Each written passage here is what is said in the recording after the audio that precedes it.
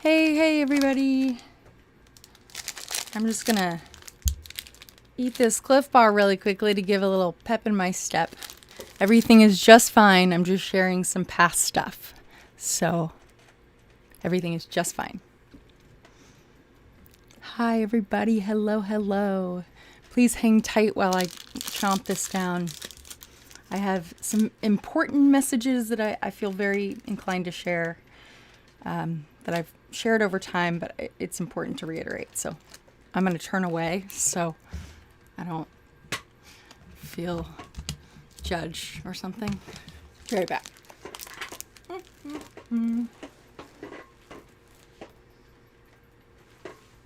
How's everybody doing? It's Wednesday, May 12th, 2021 in Phoenix, Arizona. I have 102 degrees today, 39 degrees Celsius. One bite in, almost there.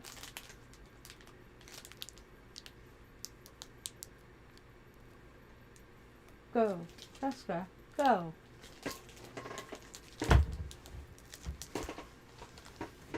Awesome! Yeah, Ken. Too hot, right?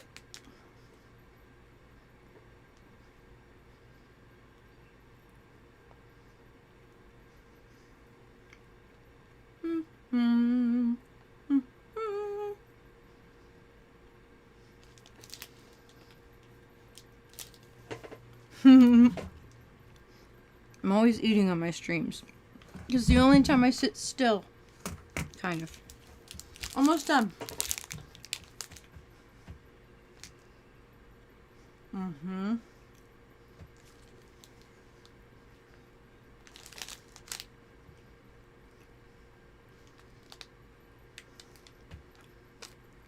Lancelot, think long. The moon.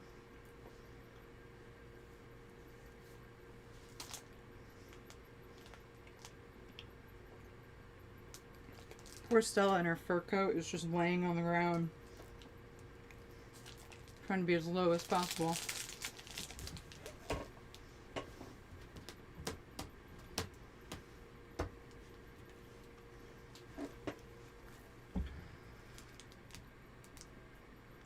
Not quite big enough, huh?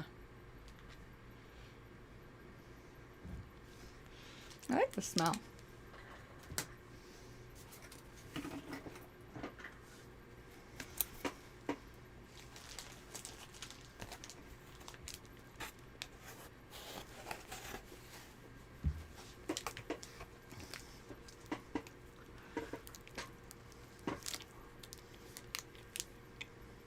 Hump day?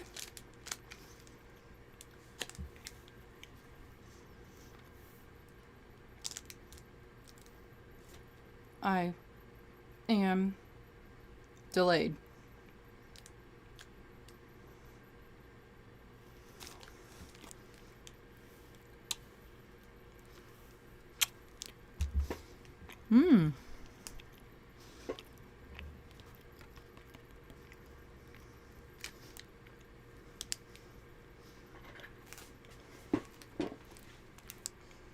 Hey, T-Cos.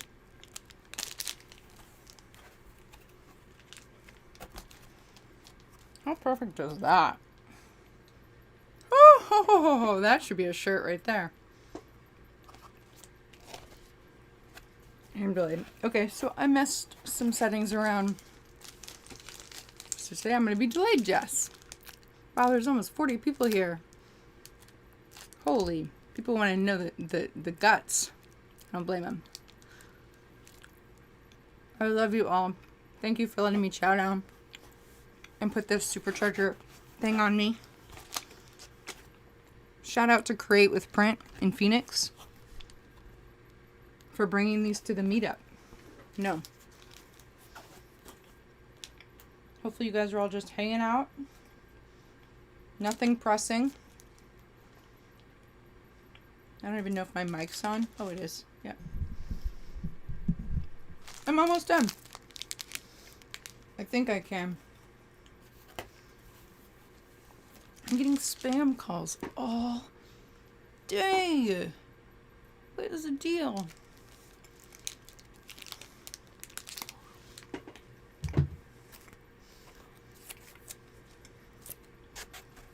So many ways I can wear this.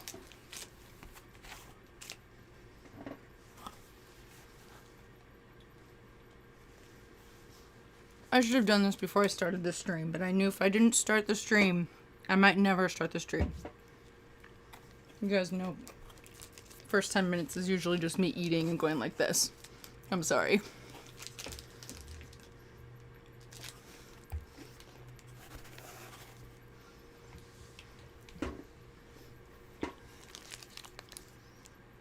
Supercharger bag. That's right, crossbody.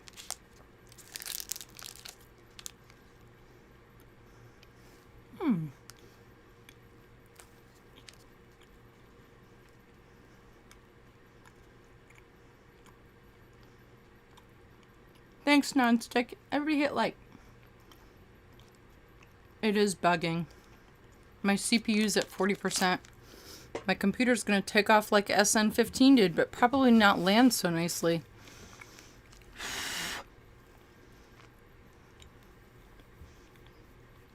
It has been a while. Almost done. I think I can. Woo woo!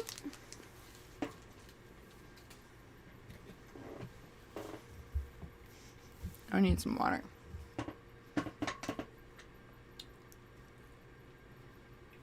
Here in Stark, I messed with the bitrate output. Maybe you can walk me through that sometime. I don't know what the encoder stuff is, but you seem to know that stuff.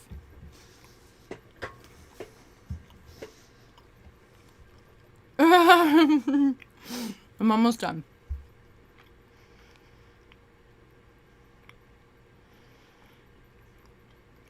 Except I have a cavity that fell out and now it's in there. All good.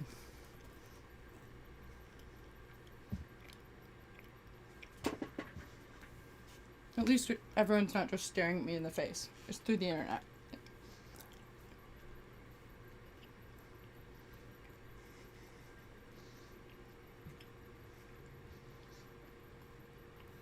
Woo! I'm gonna go for a soda. Water and soda.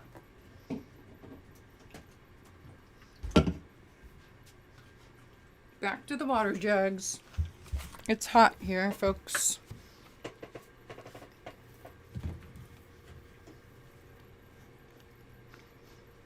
Oh my god, I'm so sorry.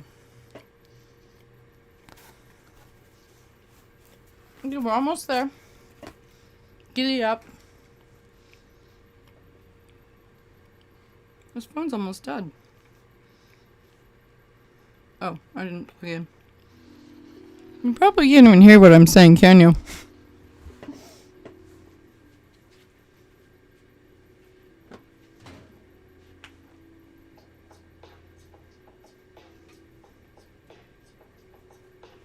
Stand by.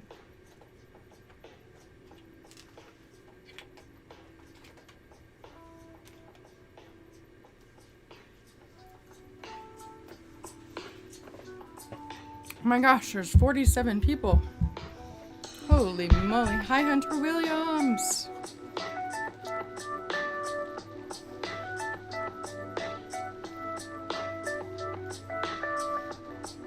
Thanks, Hector. Oh, there's going to be stuff in my teeth. Guaranteed.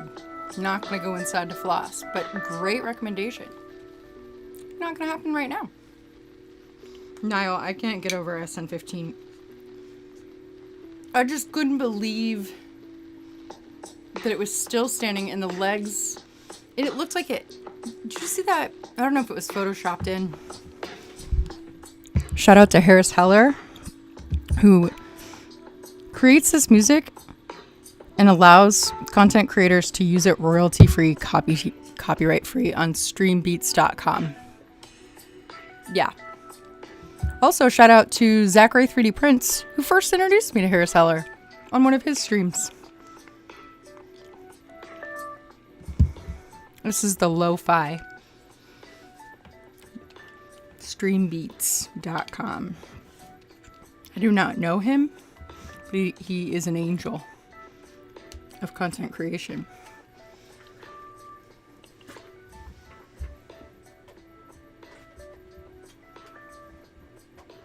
Alright, plugging in.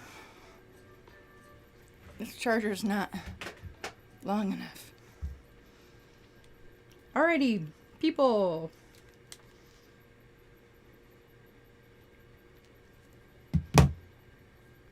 Android, Samsung Galaxy Note 10 Plus, 15% charge right now. It says super fast charge, 1 hour, 4 minutes until full. It'd take my iPhone all day to do that. Okay. I have so much stuff in my teeth.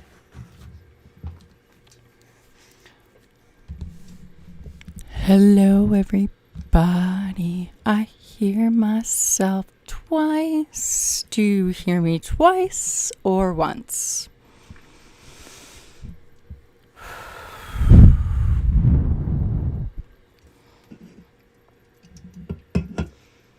Reflight would be amazing.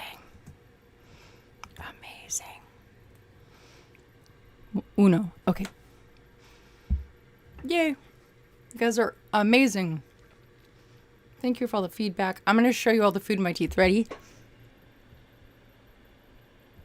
See? Oh, I want to drink this Coke. Good thing it wasn't open. Stand by for mouth rinse.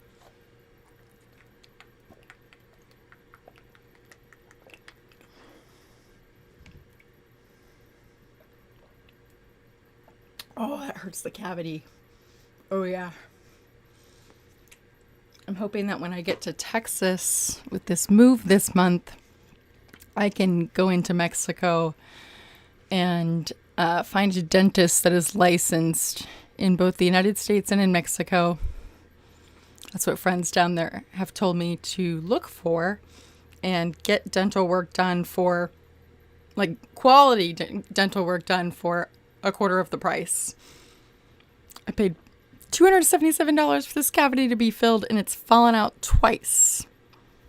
And I haven't gone back because I'm so mad. I don't even want to call and explain it to them. They won't even answer. They outsource their calling now. Anyways, sorry. Also, friendly note, I'm emotional today and this week. So just know that there's going to be some emotions flowing. Yeah, heads up.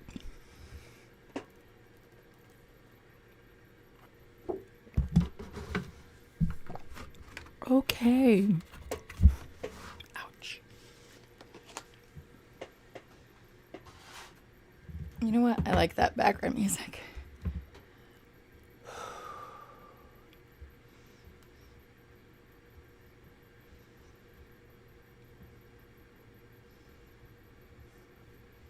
Trying to create a therapeutic space for myself so that I feel the most comfortable in sharing my story, because that's what I want to tell you. So I'm relaxing, I've eaten, got water. I'm not going to tell you everything. I'm just going to share some things. I would like to give a proper trigger warning, as in when discussion of mental health topics, it's important to mention, as in my opinion, it's important to mention trigger warning, because there are a lot of things that can trigger traumatic events in people, past traumatic experiences they've had. Hearing somebody else's story can trigger their experience, trauma, to be relived mentally, emotionally. And it is not something that I am looking to cause. I just politely am saying trigger warning in case I mention something that somebody else has dealt with, which I likely will. yeah, I'm just going to open up today. All right. I appreciate you all listening and being my sounding board. I am also, I think you'll notice there's no chat on screen.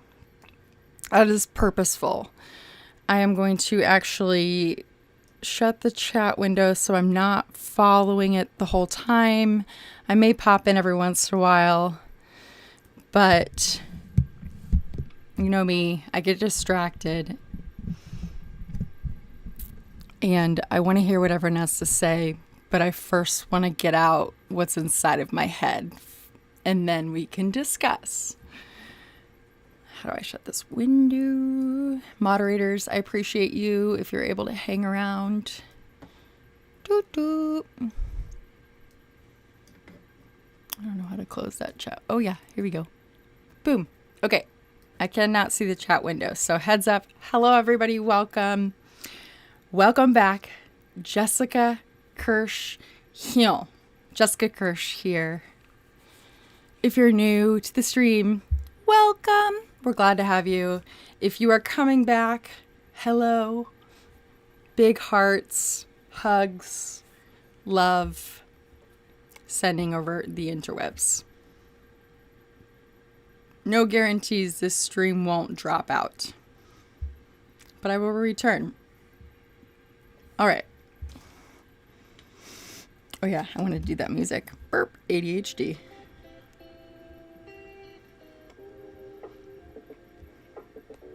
This one's called Bucket List. Or Sleep Paralysis. Okay, a little ambiance in the background. That's nice. Okay. Hello, everybody. I don't know how to start this conversation. Okay, so this past week, I should pull up make sure I'm still live somewhere. Because that would be smart, huh, Jessica?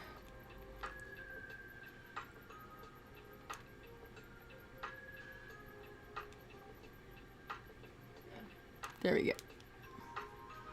Delayed.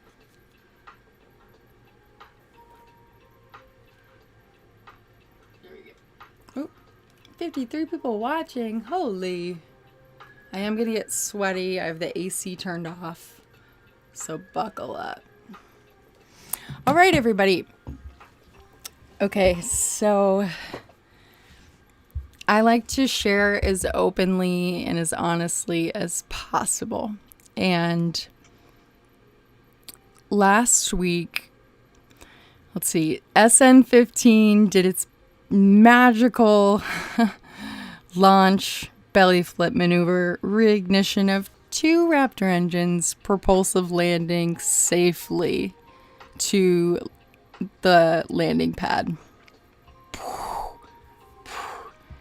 I will never, ever forget that moment, ever, for as long as I live.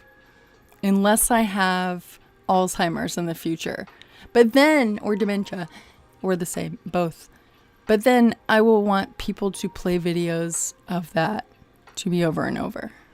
That will be on a list for please play video of Starship SN15 every morning when she wakes up. We'll talk about that another time. So, that was May 5th, Cinco de Mayo, 2021. Starship landed successfully. The fire was put out. It was amazing. That next day was May 6th. As far as I know, 5 and then 6. 6 comes after 5. Just kidding. May 6th, 2020. Okay, I'd like to preface by saying we all have a story. We all were dealt random cards, right? And our circumstances that we were born into are out of our control. But I feel we have the capacity to take what we're given or not given, or by, all of that, and make the best possible to live life in the best possible way given the resources that you have. And I think, in my opinion, the more limited of resources, this is just general thoughts here, the more creative a person becomes, especially in the absence of parents or parenting. Creativity is everything. And I say in the absence of parents, let me back up here. And this is streaming to my Facebook. And it's streaming to YouTube, Twitch, and Facebook.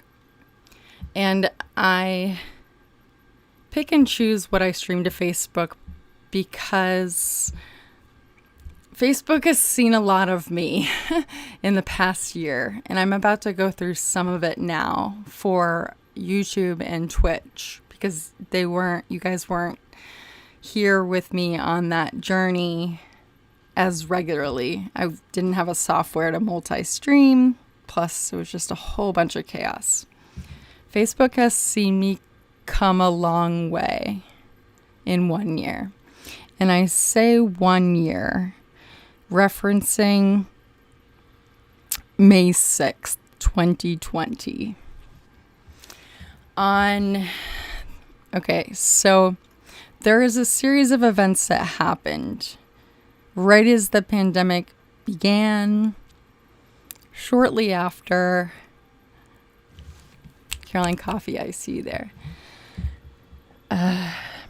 There was some family stuff.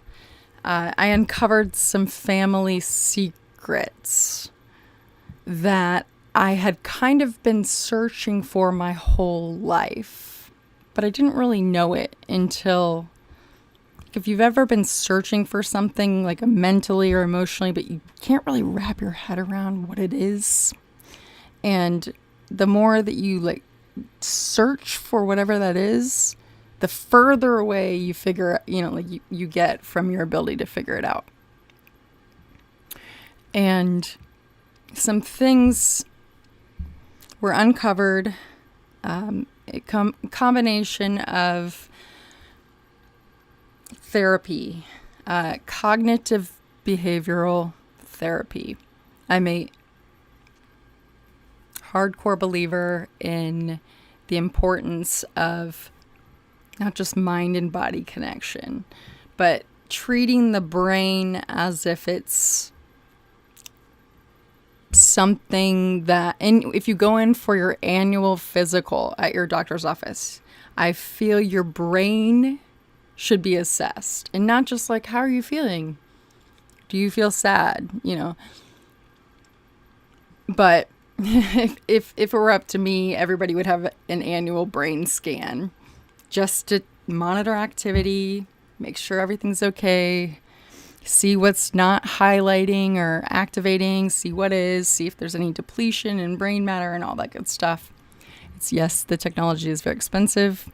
I know the U.S. medical system, for example, would never cover that. But anyways, that's neither here nor there.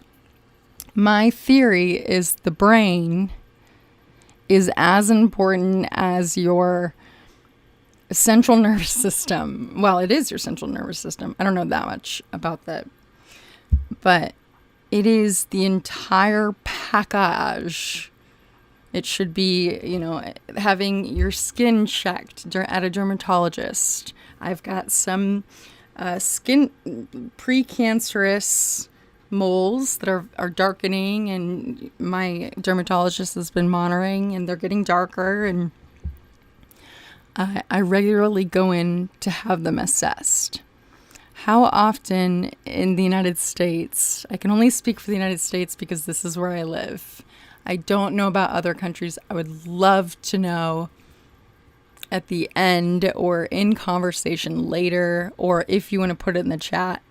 Remember, I'm not reading the chat right now, but I would love to know how other countries recognize mental health, psychology, psychiatry, just not just neuroscience or neurology,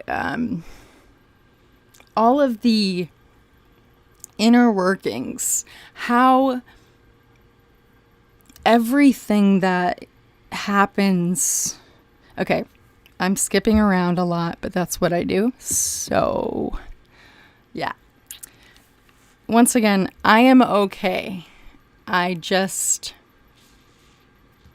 am having the feels, and I'll get back to May 6th. So stay tuned. Do I still have people here with me?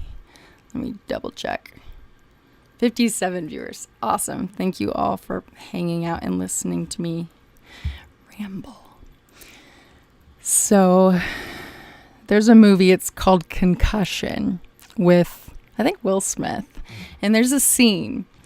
It's about football, American football, and how it may or may not impact brain health in young people or people of all ages. And there's a scene where he has a jar. He's holding a jar, and it's got like liquid in it and then a brain or something in it.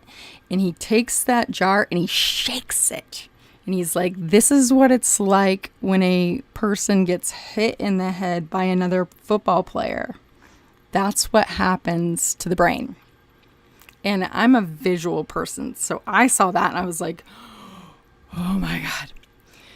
And so that's just one brunt hit by a football helmet. But I'm a tall person. I'm 5'10". I don't know how tall that is in centimeters at this moment. 5 feet, 10 inches, something, I don't know. I used to know. Anyways, I'm tall.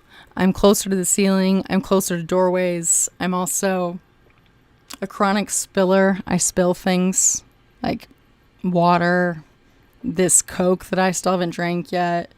I run into stuff. I bruise. I hit my head all the time, not meaning to. And I'm just speaking from my experience. And I think about how many times, just in a typical year, my brain has been rattled. Not like that, jar shaking rattled. And I think about people who were in war and came home from war. Thank you so much for this super chats, nonstick. Thank you. And yeah, sorry, I just lost my train of thought. Anyways, damage is done to the brain over time. Maybe we're born with it, maybe we're not. I don't know. All I'm saying is, when I was studying abroad in Australia in 2008, and nothing against Australia, I love that country. I tried so hard to get a visa after I graduated college to go back and work there, but I didn't have enough skilled workforce hours. Way to go, Australia, for making guidelines as to who can come in from overseas, which, it controls the talent pool. I thoroughly understand. I loved my time there. However, while I was there, I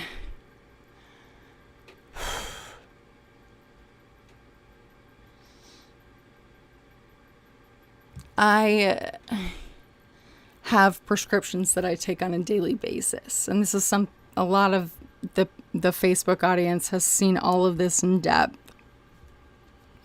And one of the prescriptions I take was ordered in a 3-month supply. I called into my doctor. My mom picked it up, put it in a mailing box, shipped it to me in Australia, and it got stuck in customs.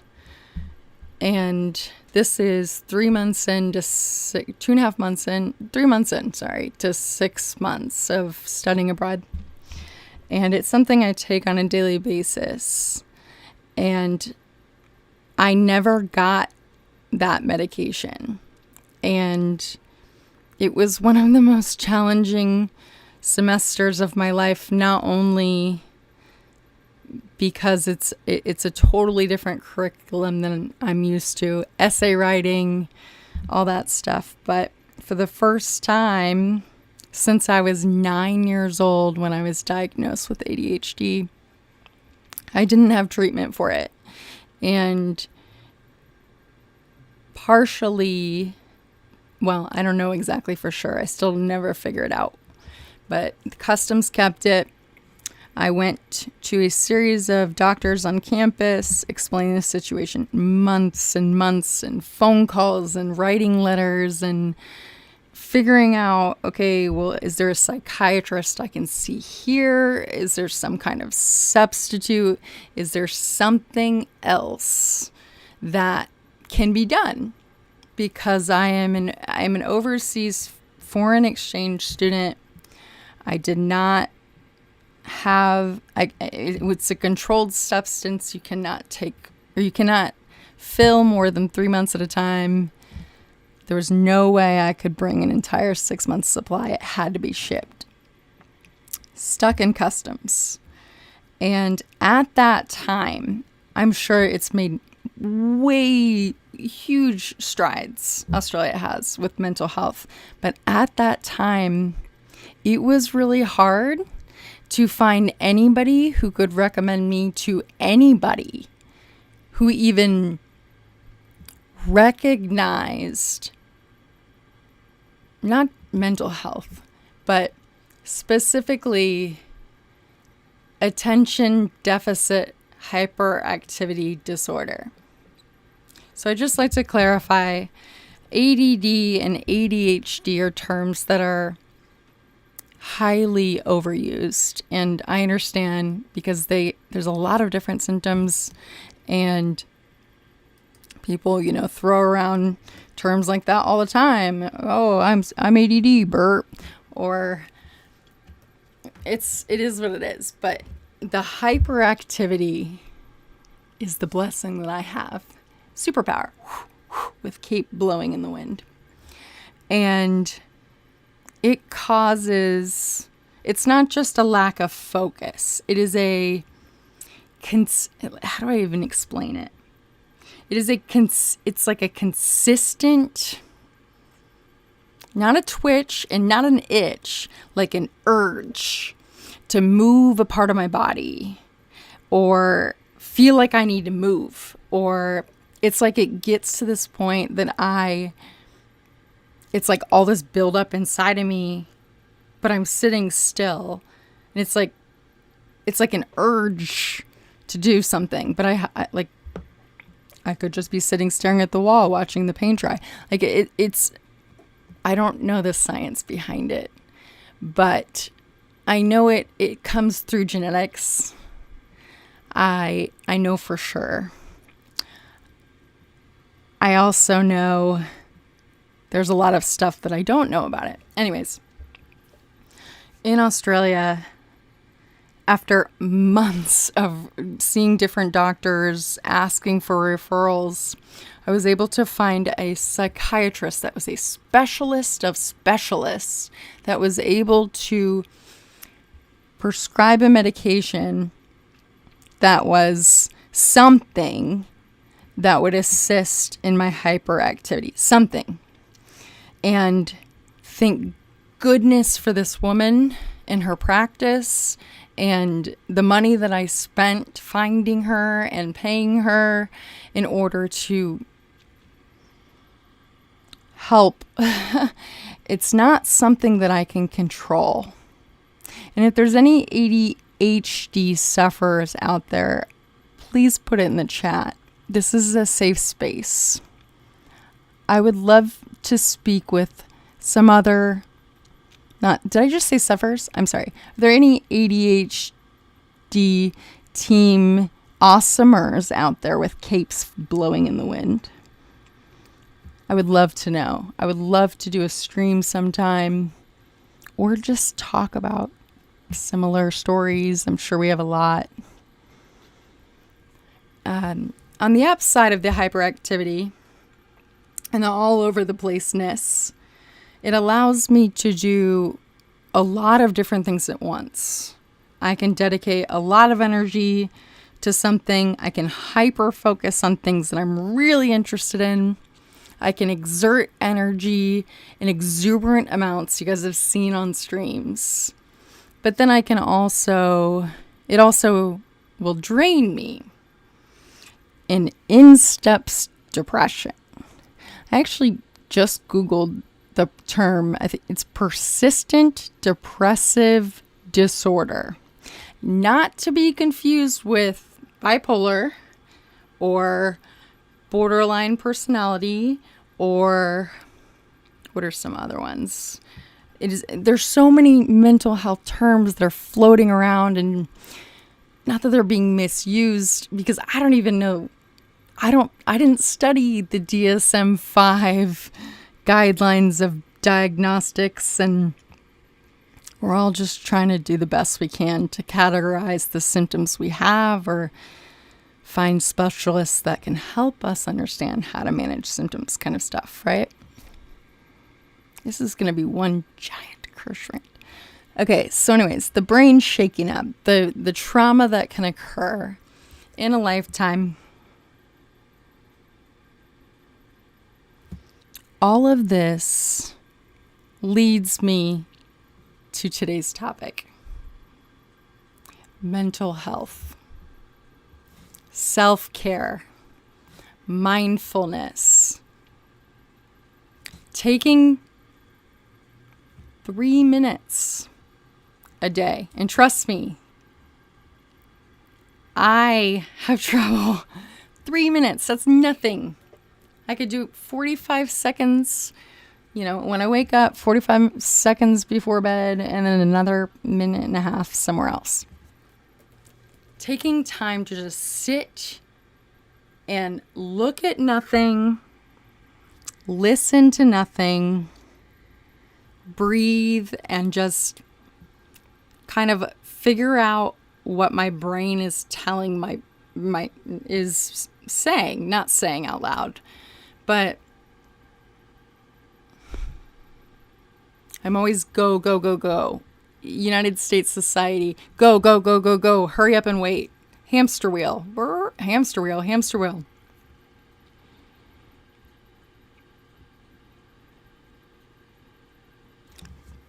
I've learned over the past few years that sometimes, like an arrow, when you shoot an arrow forward, a bow and arrow, you have to pull it back first, right? I don't know how to hold a bow and arrow.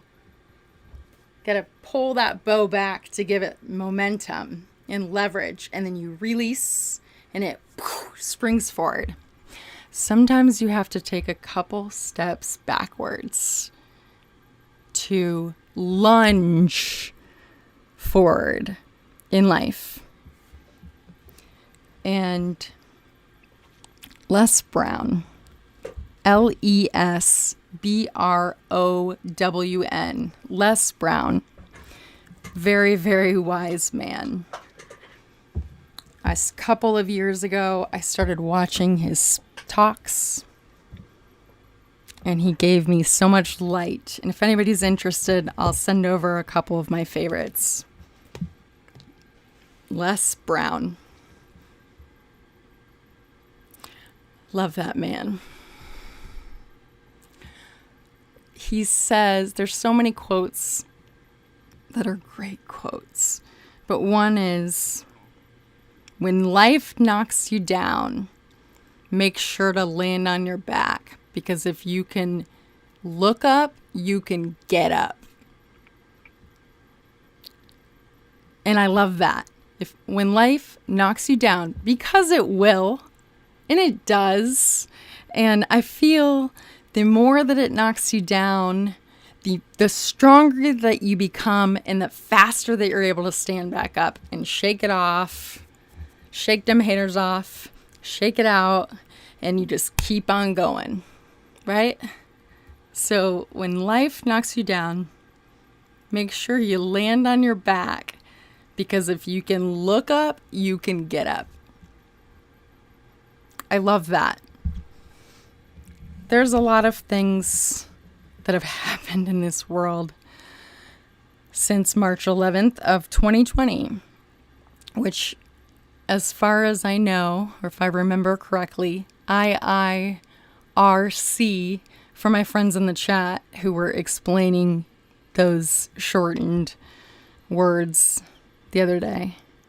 Also, AFK, away from keyboard. Look who's learned. Thank you for, holy cow, €100 non-stick. Thank you so much. Wow. Oh, wow. I nearly didn't make it through life after May 6th. Oh, okay. Holy cow. It's so important. Okay. This is good. Opening up this discussion, making sure people know this is a safe space, judgment-free zone. Trust me, if I haven't been through it, I can guarantee you I know about, in my circle, 7 degrees of separation? There's somebody that's been there. All right, so back to May 6th. That was, May 6th of 2020. I have documents. I also have video. So everybody spent COVID lockdown in different places. None of the experiences were positive, I'm sure. And if they were, that's good. Not positive like every day sucked, but overall just kind of, it was a hard time. Not just because of the outbreak and people losing lives and family members not being able to say goodbye to their loved ones, which is the hardest thing. I can't even imagine that. But we were all separated. And I'm a person who needs interaction, who needs communication, who needs to be able to voice my voice to anyone that has ears and may not tell me to go away or ground me.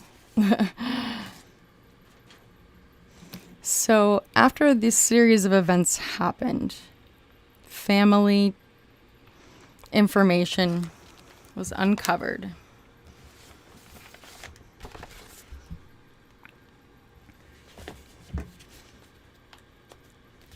My father's trust.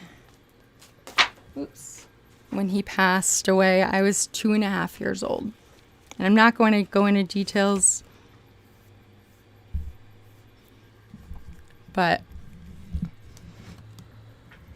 yeah, I discovered some things that just really were not okay. And like I said, I was searching for answers my whole life, but it wasn't until I started connecting the pieces of a puzzle. Thankfully, I had 2 years. I'm a highly independent person. I would cringe anytime I ever heard or thought of even moving, the possibility of having to move back in with my mom.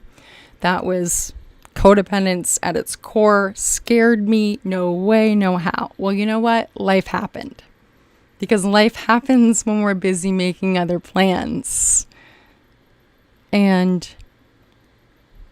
my move to Texas this month, I need to sit down and draw this all out. And I keep going between 21 or 22, but it'll be 21 or 22 moves Stella and I have made together since 2008, however long that is, 14 years, 13 years. Like, we're agile, we're equipped, we're quick on our feet. But life happened after a relationship ended. I moved in with my mom, and her now husband, but boyfriend at that time. I lived in their downstairs, just like everybody describes of millennials, which I think is very unfair, but that's a whole other conversation to have on my student loan debt rap video revisit from February 6th of 2018, 19. That's a whole other live stream. So much good stuff to go through there. It's going to blow everybody's flipping mind holes of the stuff that I went through with that. Everybody's going through, maybe not everybody. Whole other thing. All of the predatory lending going on there. Always gets a little rise out of me when I mention those two words, student loans. So just pause for a second here. We still have people here listening. 55 viewers. Yay. Okay. Moved in with my mom. 2 years. Thankfully, I had shelter. I had a roof over my head. Consistency, stability. Shelter has always been something that has never really been certain. And I know that sounds strange. I grew up in a middle-class household with a single mother who never worked a day in her life after she met my father. And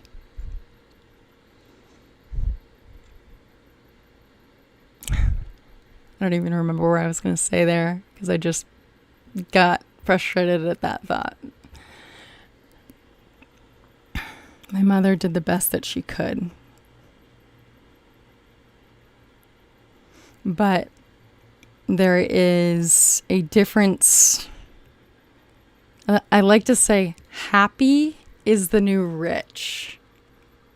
Does anybody in the chat agree? I'm not reading the chat right now, but if you agree, do like a raise the roof emoji or here, or agree. Happy is the new rich.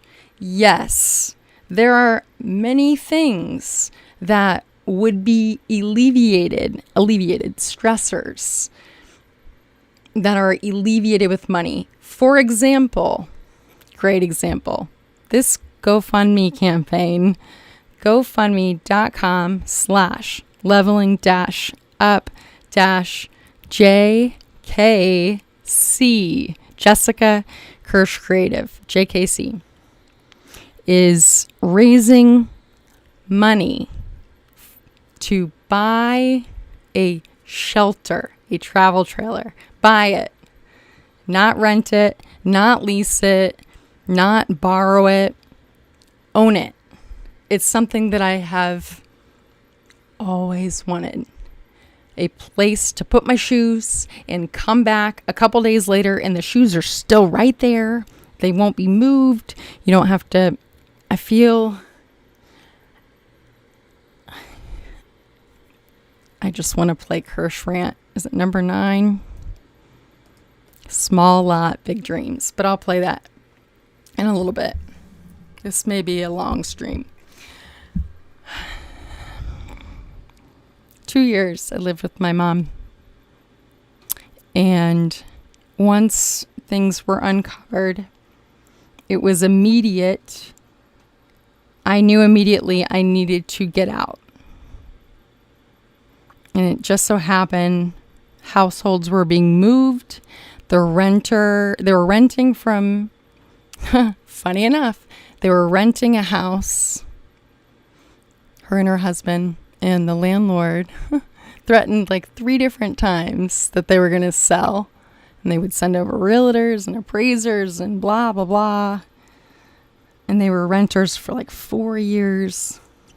Upscale neighborhood, Scottsdale, Arizona. It was consistent, like 1 month's notice, 2 months' notice. Okay, we got to get out. Same thing there. So they ended up buying a house. And that it was great that they were able to do that. So moving day comes along. moving day was 421,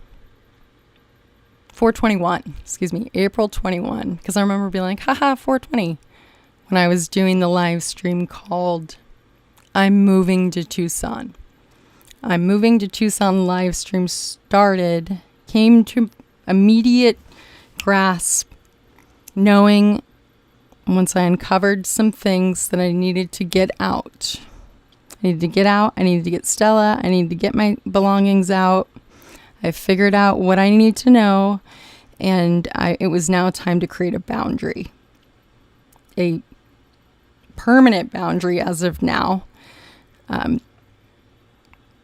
needed to create a boundary immediately, and for a number of reasons.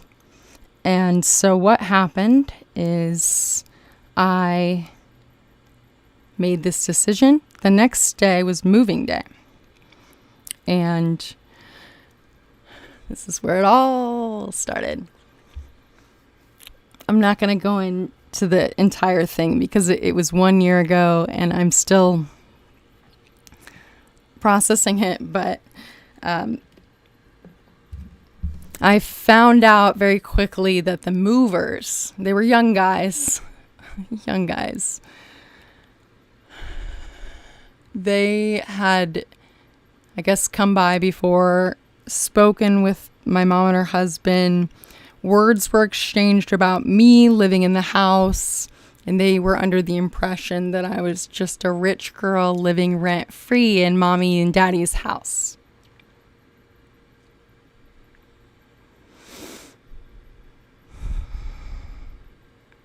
Which, for anyone that's known me for more than 10 years, or 5 years, or maybe a year,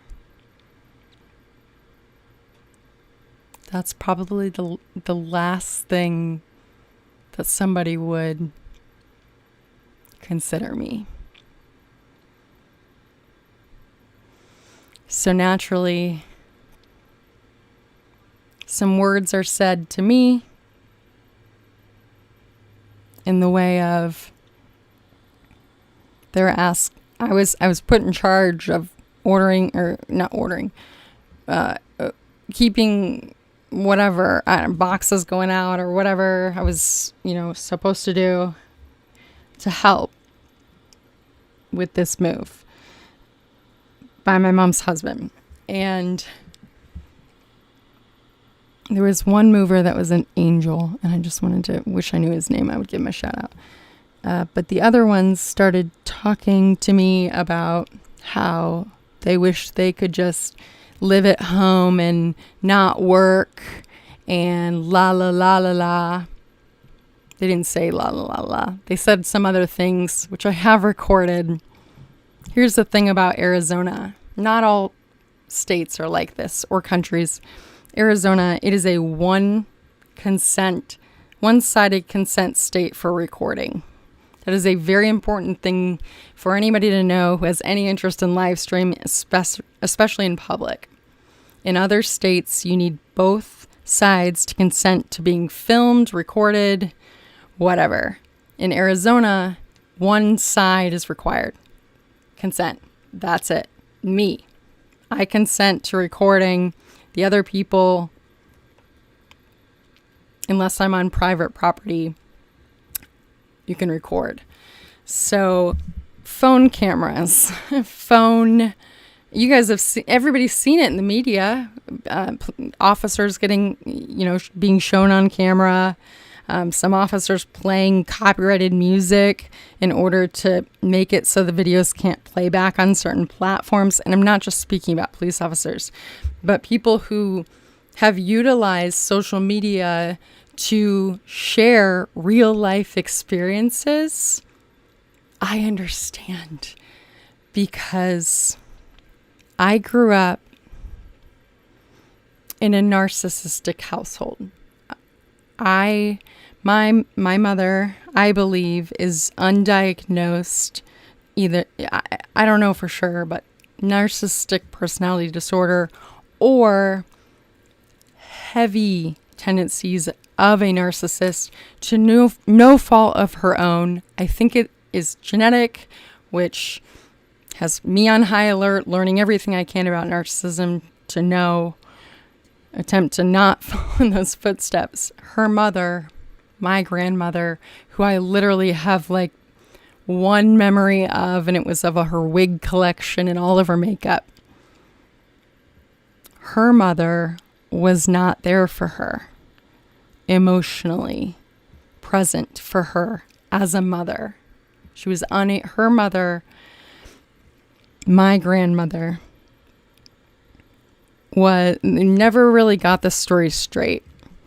And that's the thing about family secrets, is generations above us. I'm going to say us for everybody that's listening. Generations before us, it was not just encouraged, but it was demanded. It was, you will not speak about things that are not, things that are not, they don't look good, or abnormality. Like, you don't speak about family trauma. You don't speak about crazy cousin Linda. You don't speak about Tom and Fred and whatever. Like, you don't speak about anything that is outside of the norm, because you will be labeled, right? You will be labeled. And it's an image perception. It was not mandated. What's the word? It was how our ancestors were brought up. Maybe not all of them, but I can speak only from my family's experience. Back to cognitive behavioral therapy. I call that the Kirsh circle back. CBT, cognitive behavioral therapy, is where I spent 2018, we broke up, 19, 20. I spent a solid 2 years, every 2 weeks, sometimes once a week, attending counseling in person. Counseling is with a licensed psychologist or specially trained mental health professional, somebody who is able to conduct a behavioral health counseling session simultaneously while I was attending regular counseling. Therapy, it's sometimes called counseling, psychologist, shrink, people call him sometimes. I call my psychiatrist a shrink. I don't know why, because it seems like a madman in the chemistry lab, like ha ha ha ha, and pill bottles and rat. Like, you'd think he's like a mad scientist, which he kind of is in an awesome way. I love him, Dr. Yeah, he's amazing. Okay, so at the same time as I was going to regular counseling, I was combining that treatment, that was the behavioral part of the therapy, cognitive behavioral therapy. Cognitive is prescriptions, medications. A lot of people are opposed. I can tell you, I have taken an antidepressant, I'll show you actually, for the past 10 years of my life. I'll be 34 on May 26th. In 14 days. I'll be 34 years old. What? And so much to be grateful for. Citalopram, 40 milligram tablets, generic for Celexa. I take one tablet by mouth every morning, because if I take it in the evenings, it'll keep me up.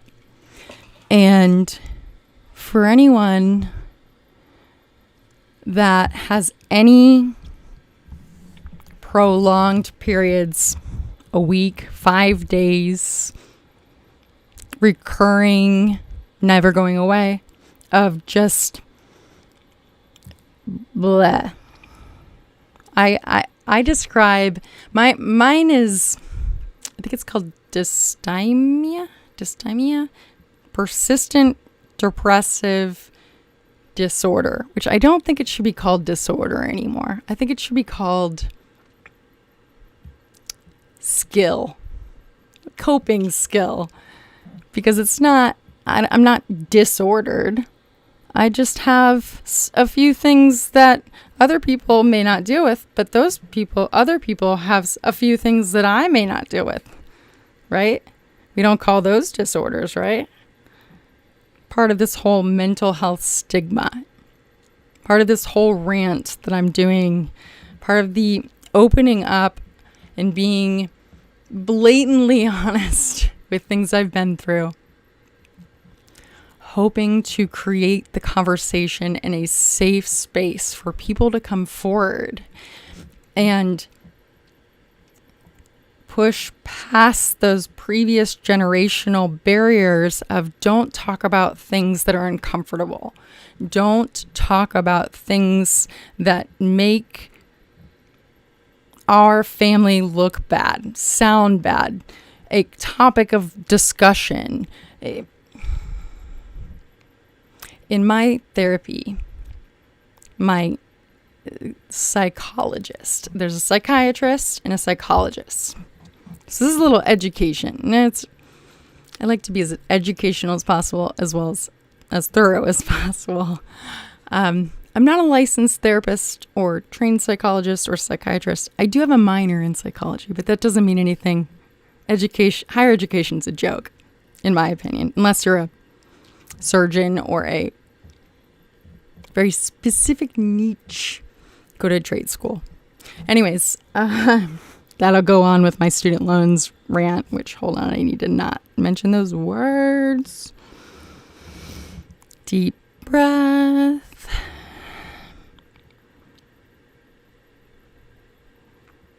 What was I talking about?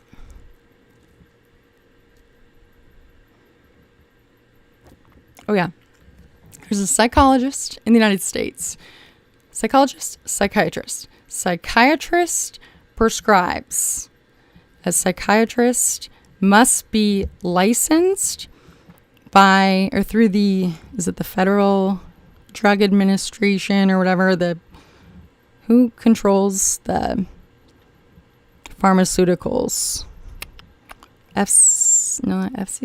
FDA.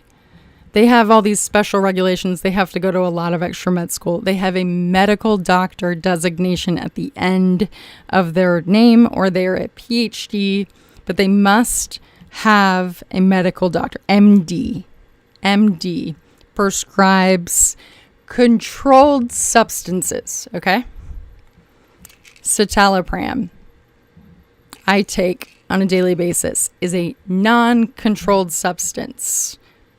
And I don't know all of the specifications between controlled and non-controlled substances in the United States, but controlled substances are highly regulated for a reason. They have a much higher tendency for addiction. They will be abused. They are typically sold on college campuses. You can buy them but they're sold on the street. And I think that the FDA has really significantly helped reduce that activity, in my opinion, over the past 8 years, maybe. I don't know why 10 years, with the controlling of the substances. This is a non-controlled substance.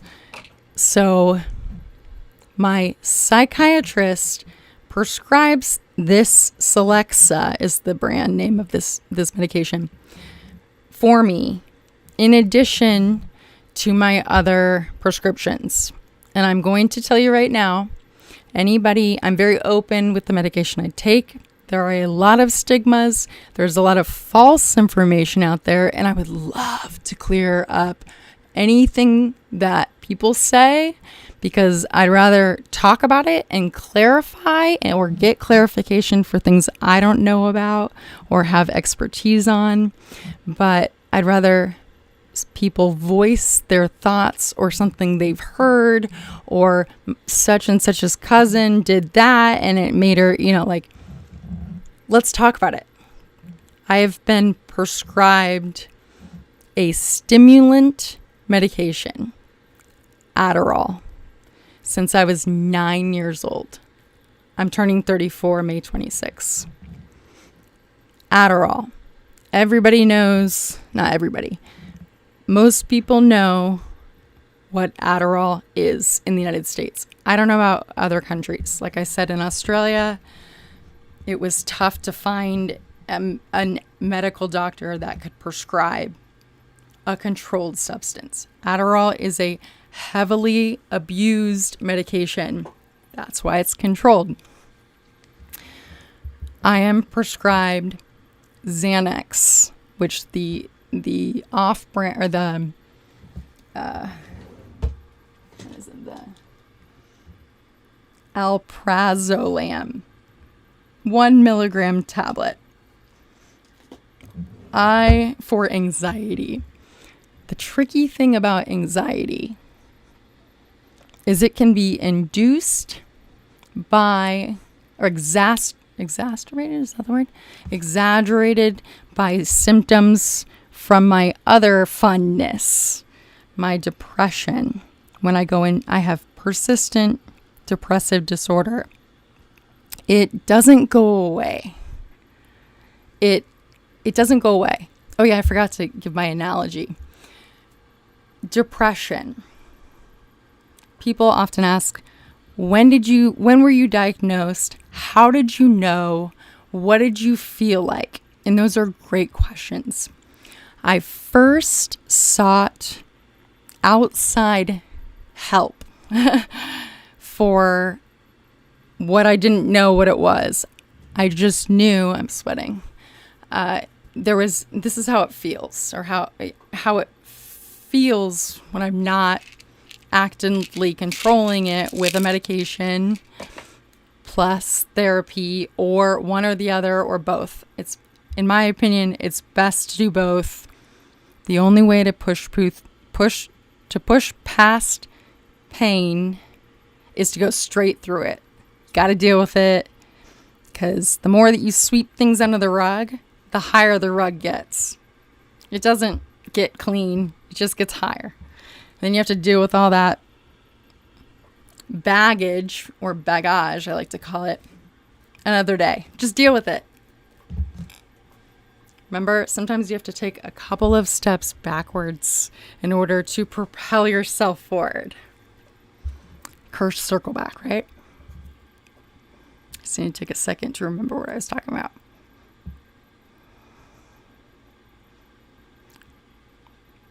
Blessings and a curse of ADHD. Run around over here, then I run around over here, then I run around over there, and then I come back to there and there. Okay. Xanax. If I have anxiety. Let's see. Okay, real quick. Xanax, 1 milligram tablet. I break it up into 4s. And if anybody is prescribed any of these medications, I would like to clearly specify you are a pioneer and you are admired by me and other people who battle these things on a daily basis and are stigmatized and labeled, and words are probably exchanged behind our backs about how off the wall that Jessica girl is, or how crazy that tall brunette girl is, or whatever. Something's off about her. Whatever it is, you are a pioneer. And for every person that admits that they are not doing okay, and I mean this by not like I am not okay, they feel off. There is a dark cloud looming, and it just follows you around. And I'll never forget a visual, very strategic pharmaceutical company. I want to say it was Eli Lilly, back in maybe the 90s when I was a kid growing up. before I knew what depression was, I knew what ADHD was. I knew that like no one I knew had it, and I never talked about it, and I was totally embarrassed about it. And I never told anybody that I was on medication for it. No one knew until I got to college. And people started learning that I took Adderall. And then they thought, oh, she's a source. No, no, that's not how that works. When you have ADHD, you take your medication to help with the symptoms of ADHD. People that are prescribed that don't need, and I say need because I told you my Australia story, need, benefit, highly beneficial when utilized to the proper written prescription, okay? ADHD improves. It is not a, here's the thing about ADHD. It is not something that will go away, as far as I know, until Neuralink comes. It doesn't go away. It's temporarily masked. Just like depression. I often hear people say, I was depressed a few years ago, I took an antidepressant, and now I'm fine. And I think that that's great. And I know that that exists, but for me, it's been a lifelong thing. And I didn't know it until I went to college and I went to the student health center and I was getting like a birth control birth control prescription, because birth control is important in my opinion.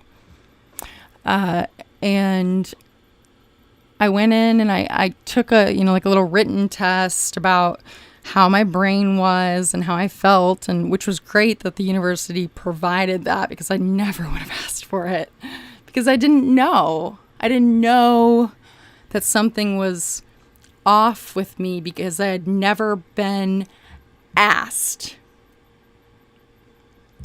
This is an issue. If young people are never asked, and not just asked once or once a month or once a week, they're not consistently paid enough attention to that you can monitor their emotions, their thoughts, their feelings, their growth, their reading comprehension, their education progress, all of that stuff. It's really important that parents do that.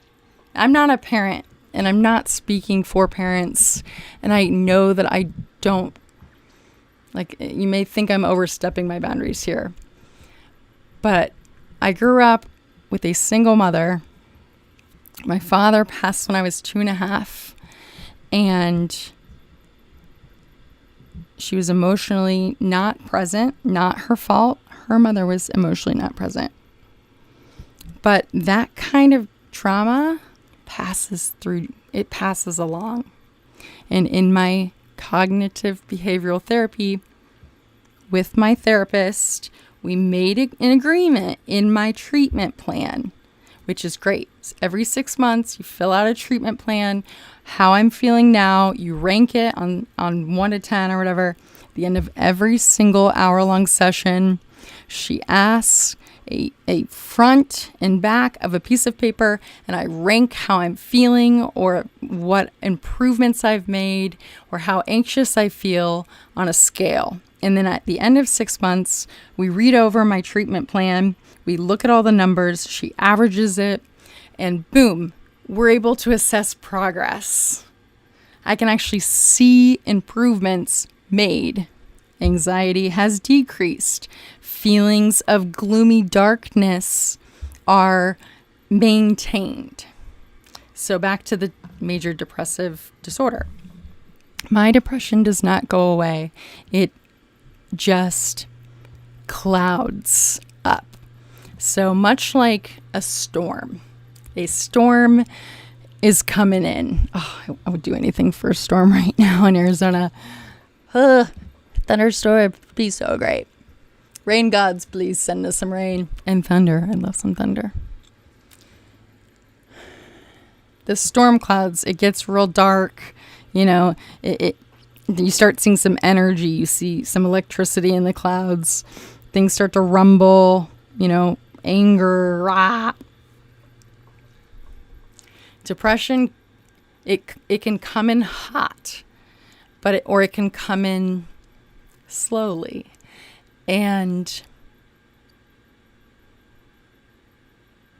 I feel that people don't want to admit when they feel depressed.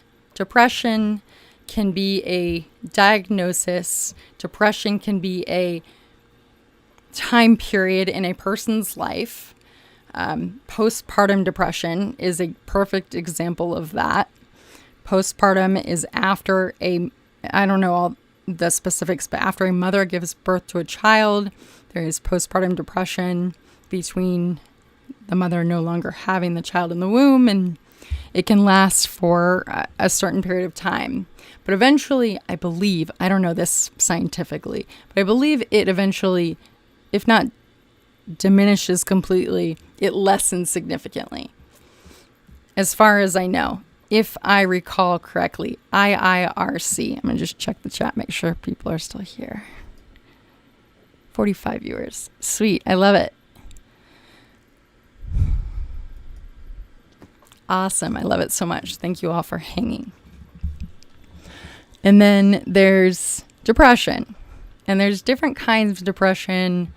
Bipolar depression, which bipolar is a word that is commonly slung around on social media.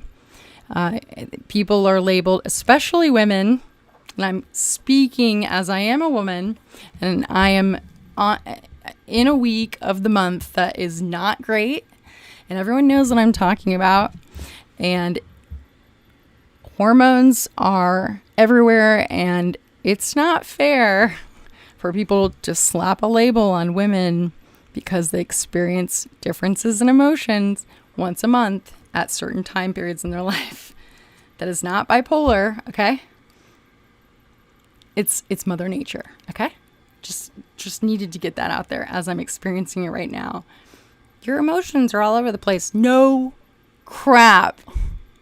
If I could just push a button and make it stop, trust me, don't you think I would have done that already? I need one of those big red buttons from Staples, which if you're not in the United States, Staples or Office Depot, I think maybe still exists, maybe not.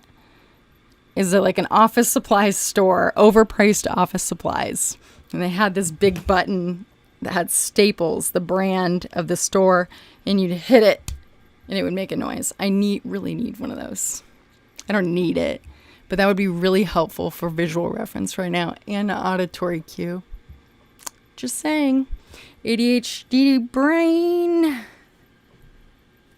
You get a person rolling as in spewing word vomit ideas and thoughts when they, in my opinion, when I am tired, fatigued, not just fatigued, but emotionally depleted, completely drained. That's when the funniest stuff comes out of my mouth. I will have examples, maybe not today. All right. May 6th, 2020. You guys have been waiting long enough.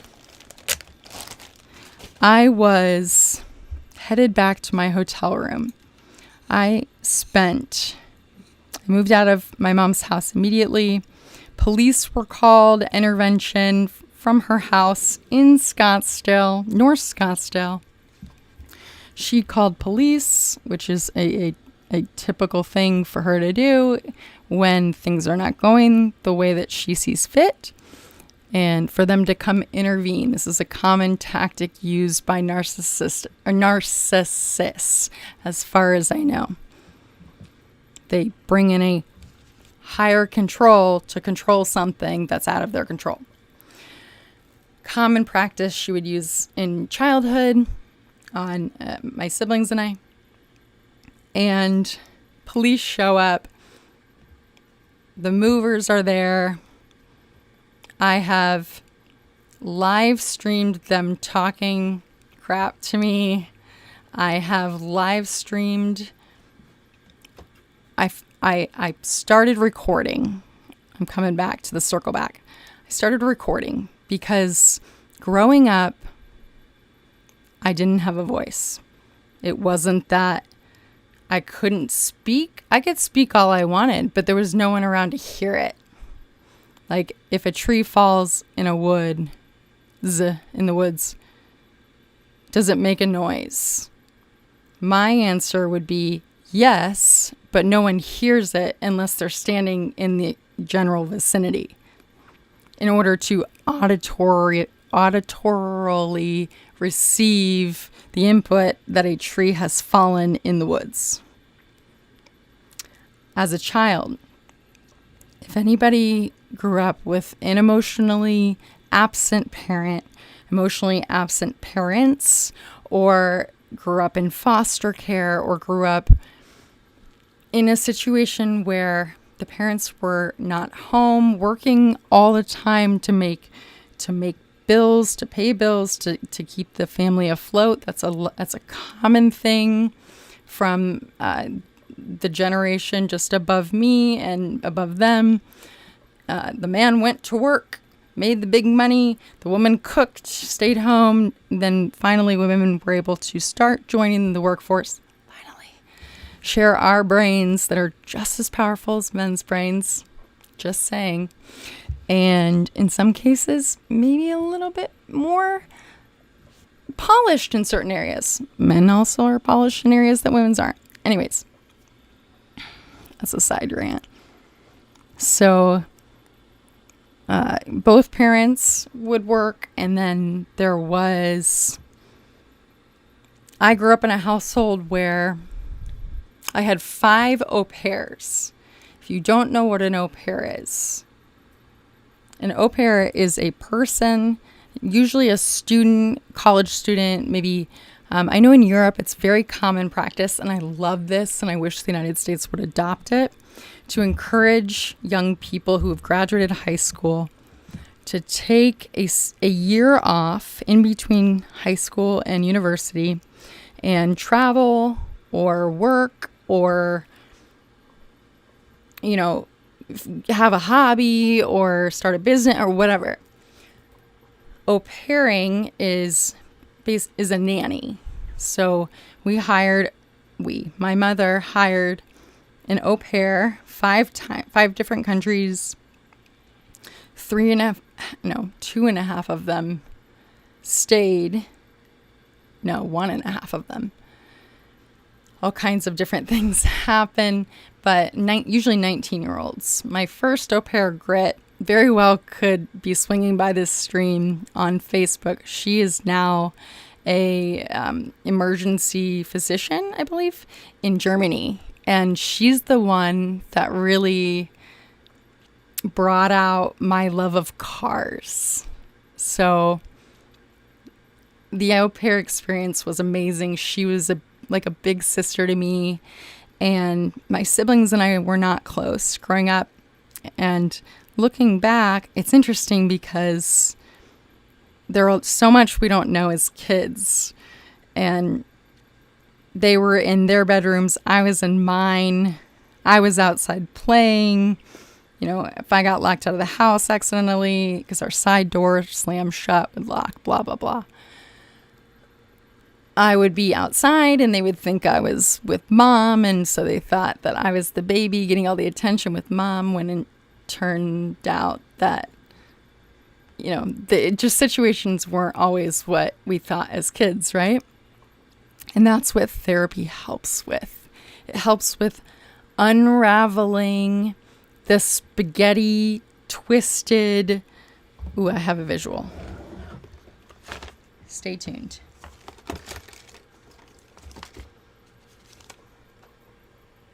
What's this called? Why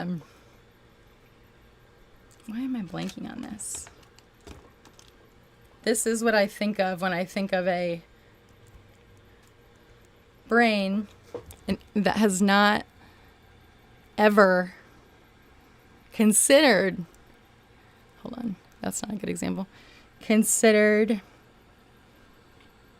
starting the process of the onion unraveling, which is therapy. Onions, they're stinky, they smell, they make your breath gross and stinky like armpit sweat smell for like 3 days after you eat them, but they're good in salads, and you have to peel them back in order to get to the core, and you throw the core away, but that doesn't match with the onion theory. Every layer that you pull back of the onion is something beneath that layer, in my opinion, that is uncovered, and it's a piece of a puzzle.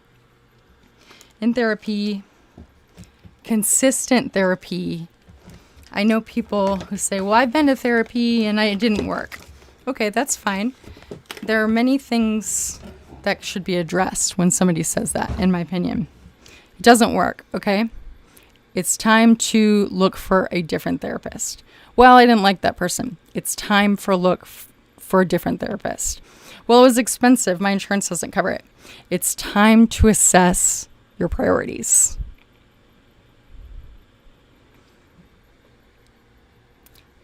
Here's why. We all know, not everybody, but most people know the reference of an airplane when they do the demonstration of what will happen if there's a sudden, unexpected loss of cabin pressure. Stella's snoring. Hi, Stelly. Cabin pressure in an aircraft. A oxygen mask with a tube will drop from the overhead compartment, and you will need to apply it to yourself, right? And they do the demonstration. I wish I had one right now so I could do it, and then I could show that you tighten the things to make it close to your face. Southwest has the best ones, in my opinion, in the United States, because they make them funny. You tighten it to your face. Oxygen will be flowing even if the bag does not inflate. Does that ring a bell with anybody? Let me know in the chat if anybody else knows what I'm talking about. What they specify, the most important thing that you can do is apply your mask, your oxygen mask, because we're humans, we need oxygen, except for maybe Elon Musk, who might be part alien, but mostly human. In emulation, he says. We need oxygen in order for us to continue to breathe. Okay? This is a very small example of self-care. But even more that, you must take care of your oxygen supply first before you can assist anybody else.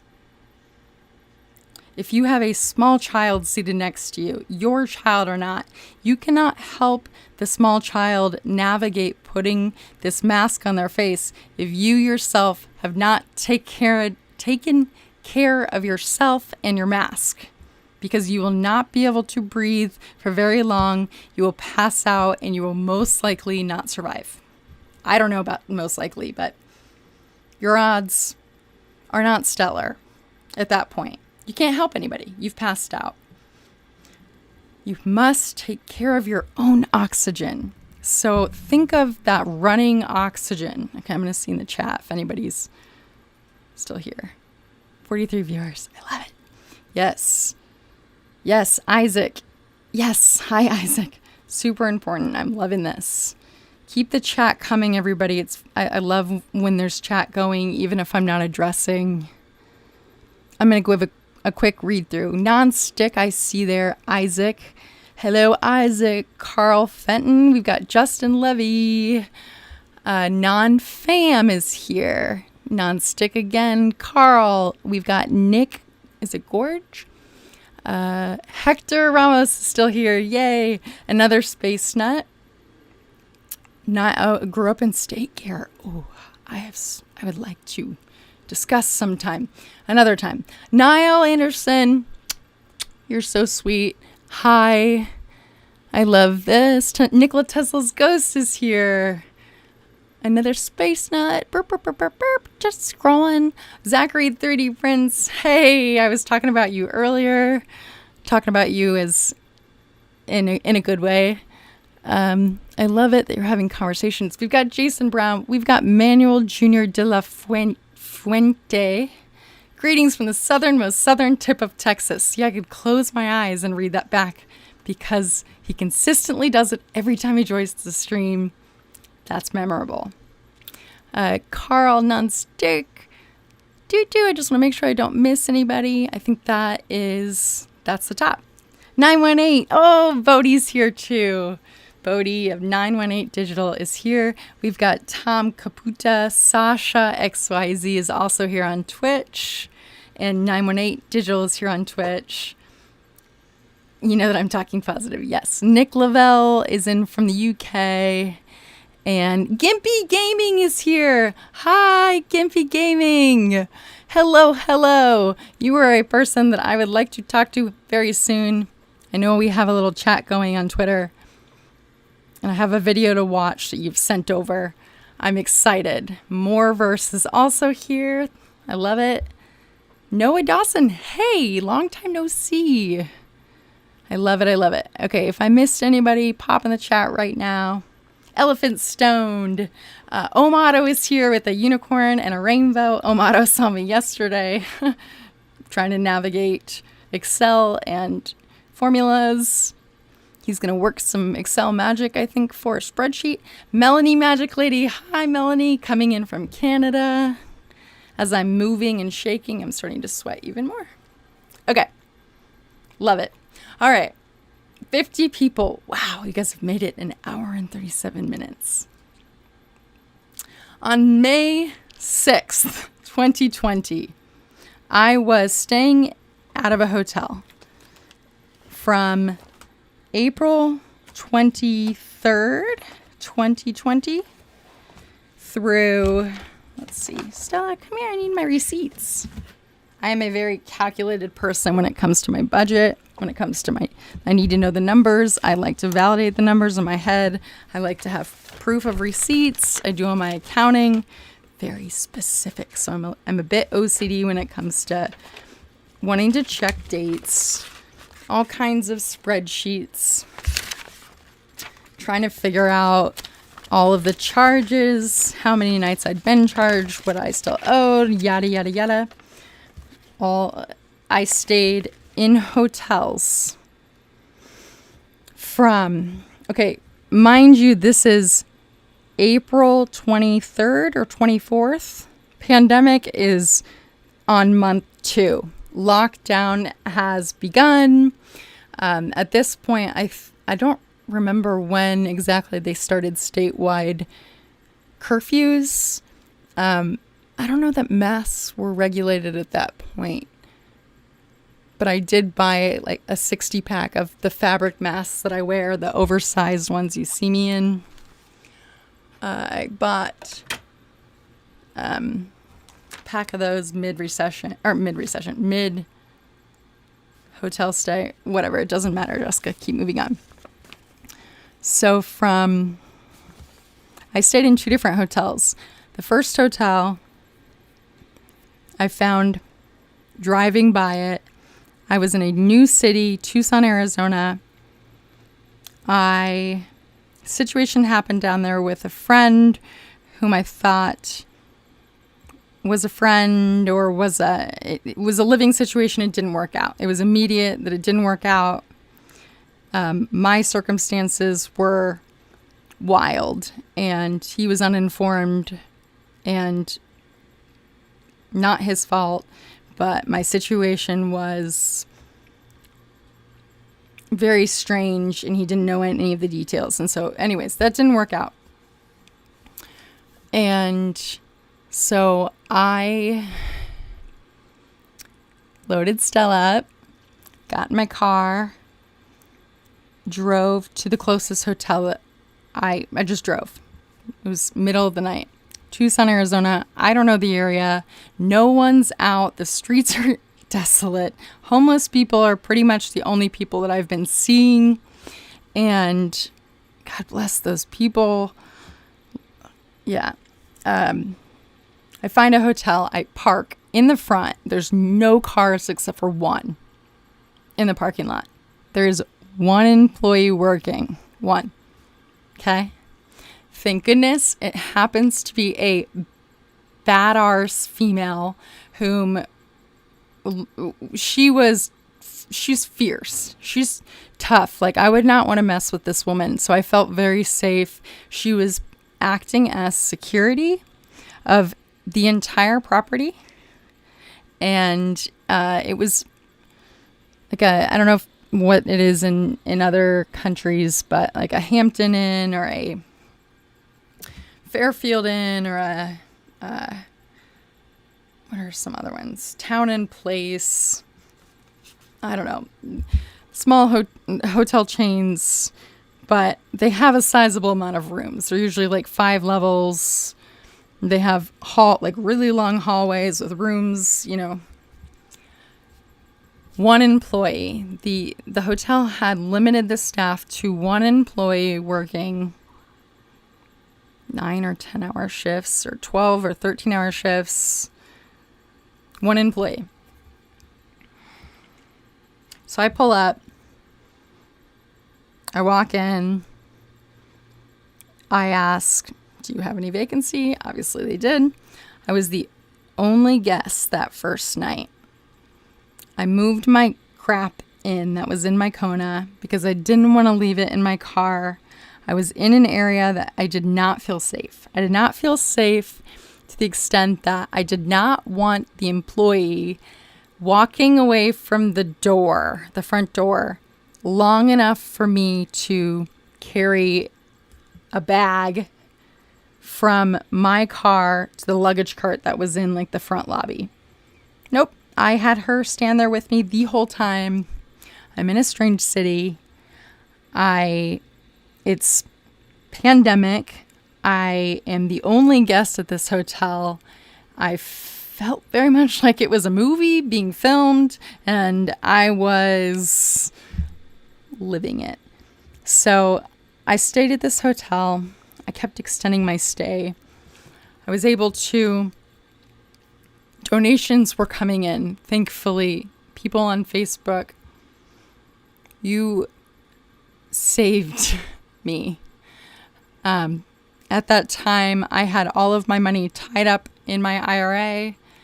At that time, I didn't think of taking $7,000 that I had in my IRA, liquidating that because I just didn't know what was going to happen. Life happens when you're busy making other plans.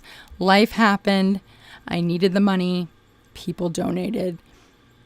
Much like people are donating to this GoFundMe. Yeah, that's a whole other thing. But if anybody is here on Facebook, thank you so much for, how appreciative I am. You saw the videos. You saw the struggles. So the first week and a half was covered by donations. Starting on week 2 weeks? Starting on, I think it was about 10 days I stayed at that hotel. Because I didn't even know like where food was. Groceries, cat food. I ended up renting a storage shed across the street, moving everything that had been thankfully moved to Tucson for me from the house that I was living in at the time that the police were called. The live stream was had. The police showed up. What are we doing here? Was asked. There was no appropriate response. The police politely asked me, how would you like to deal with this situation? I politely asked, I would like to gather the rest of my belongings and go. And they said, okay. Yeah, that's how that ended. So I had somebody volunteer who was at the house, witnessed the whole thing, rent a trailer, U-Haul trailer, and haul my stuff to Tucson, to the first housing situation that I thought I was going to live at. Didn't work out. I had a lot more stuff than I realized. And so, let me bring up some visuals here if we still have people in the stream. I may have to take a quick break to drink some water.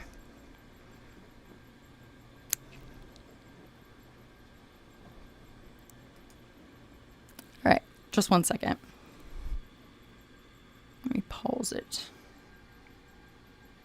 I'm going to pause really quickly so I can stand up, stretch, drink some water. Be right back.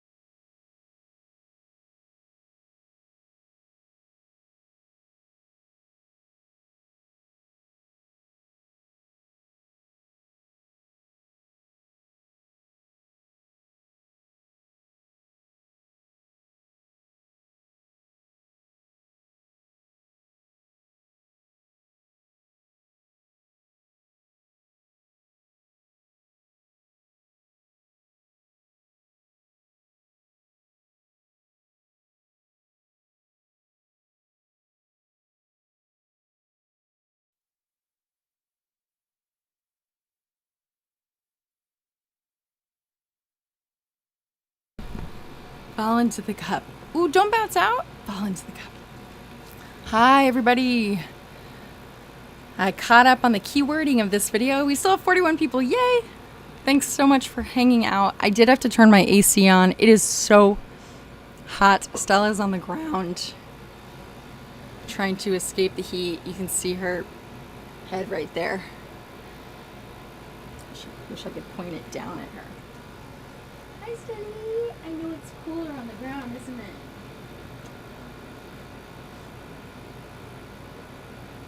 You know, not much longer until hopefully we're in our own little travel trailer with an air conditioning system that properly regulates, I guess.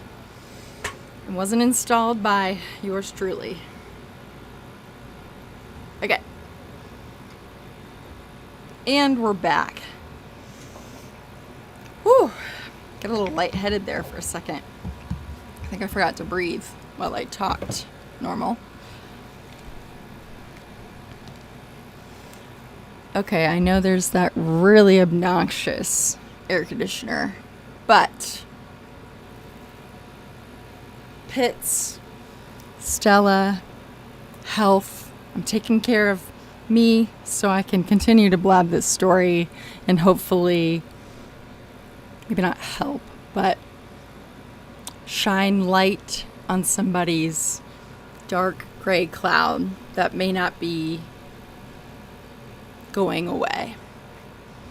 Okay, I wanted to pull up some videos because I can tell you all of this, and yes, it's fascinating to watch my mouth move. I can't imagine that it is. Oop, there goes the internet connection. Hold on, let's stay tuned.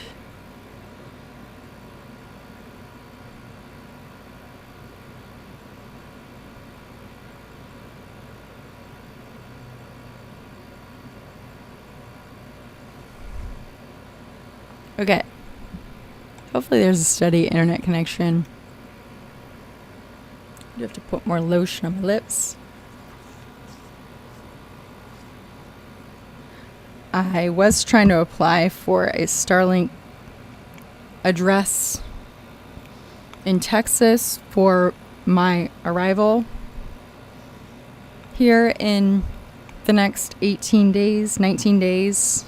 Takes a couple days to drive there. So yeah, soon.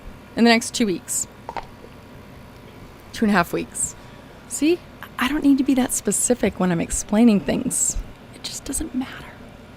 Anywho, through therapy, I've learned to recognize when I'm spending time on details that I don't need to obsess over and push forward with things that are of importance. Like continuing this story so I don't keep you all here. But I really appreciate everybody that's hanging out. I appreciate everybody that has shared in the chat. I appreciate you if you haven't shared and you are just hanging out. Everybody's got a story. This is part of mine. I encourage everybody to reach out to someone in times of darkness if you need light. Because life is really precious.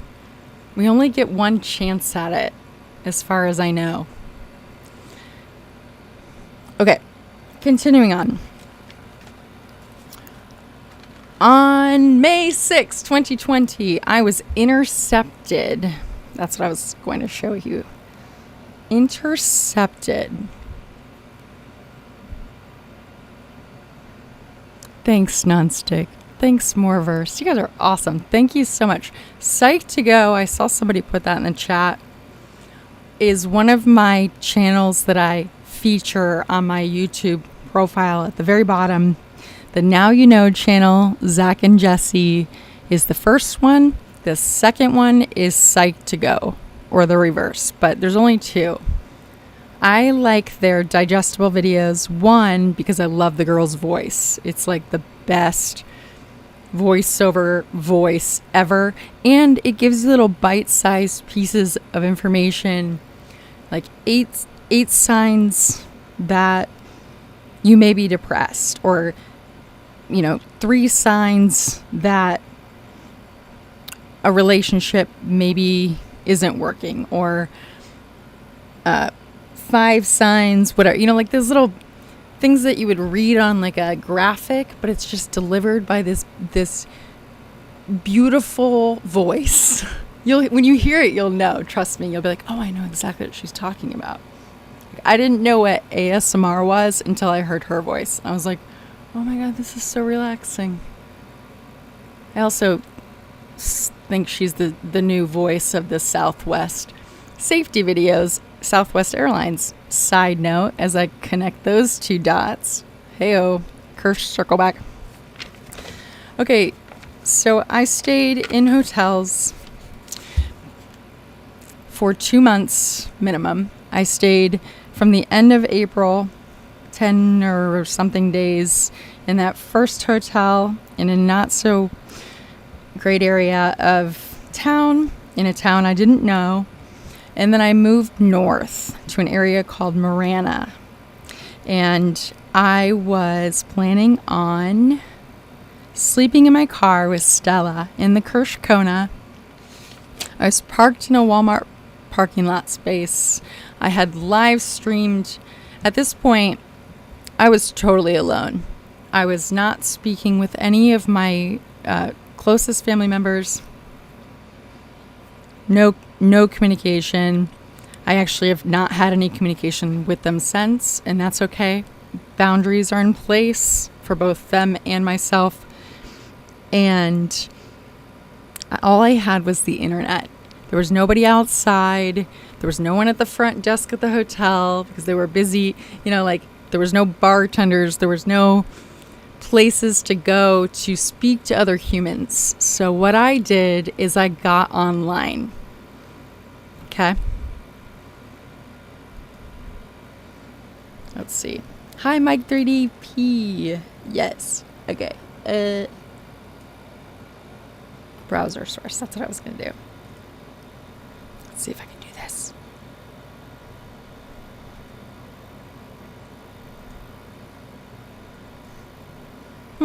Stick with me here. I promise it's worth it.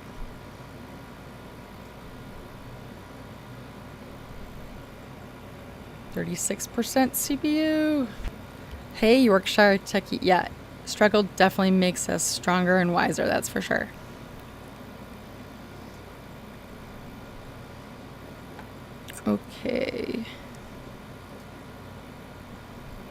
Okay, so I'm going to share some videos that are not publicly available anymore. I mean, I'm sure they are still public, but I have limited the audience to people that knew me at that time to avoid any future reference to these videos, because they are documentations of what happened on very specific days, okay? Because there is a very consecutive timeline that a chain of events happened that led to other things happening, as you'll see here, if I can get my internet connection to stay strong. So stay tuned. If the stream drops, I'll come back. So I'm going to be showing you, this is my personal Facebook. I'm not a fan of Facebook using it as a normal source. I find myself comparing my life to people of my age range, people who have kids and families and are married, and that's not beneficial for me because we're living different lives. So that's why I choose not to spend time on Facebook anymore. However, this was the best reference or best communication method for me when I was alone living in this hotel room. Okay, lagged. The stream is like, why is it such a big? Okay, 1 second, everybody. I'm just going to refresh this. Who's with me here? I think we still have 45 people hanging. Okay, you're going to see a lot of videos because what I did when I had thoughts or feelings is rather than held them inside and kept them to myself, I did the opposite. And I took out my phone, and at this time I only had the iPhone, the 8 Plus that I still have. And I just started streaming. I streamed whether there were people watching, if it was just me, if it was Stella and I, no one was listening. I didn't care because I needed a connection. I needed to feel like my voice was somewhere and that I wasn't totally alone, living in this hotel room in this city that I don't know anybody. And the people that I did know were all quarantined and we weren't really friends anyways. And life happened. It turned out to be an incredible experience. I wouldn't wish it any other way. And here's why. So let me get down to the... Okay.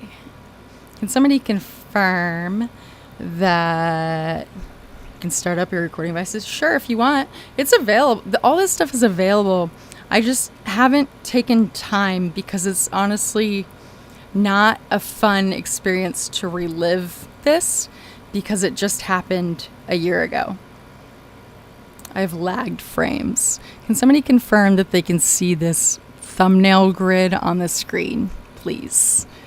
Yay or nay?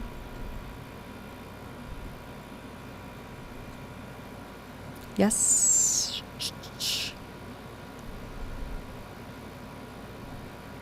Oh, thanks, Nick Lavelle. Okay, can you guys see this browser on my screen? Yes, thank you, Nick. Thank you. There's a delay. I get it. Okay, so both my roommates are home. Likely it's going to struggle. Thank you so much, everybody, for chiming in. That's so helpful. I feel heard. I feel so heard. Okay, so these are all videos from, let's see. All right. Let me just zoom in. None of them. Okay, so this is I was wearing that sexy shirt right there because that was the day that I determined I had a life-changing epiphany after I had connected enough dots to figure out most of the puzzle pieces that were missing and that I had been searching for about my father, as well as my 4 older half-siblings, whom I'm not sure I've mentioned in this stream, but if you watched other streams, you may know. I have 4 older half-siblings whom their mother actually took her own life from mental illness.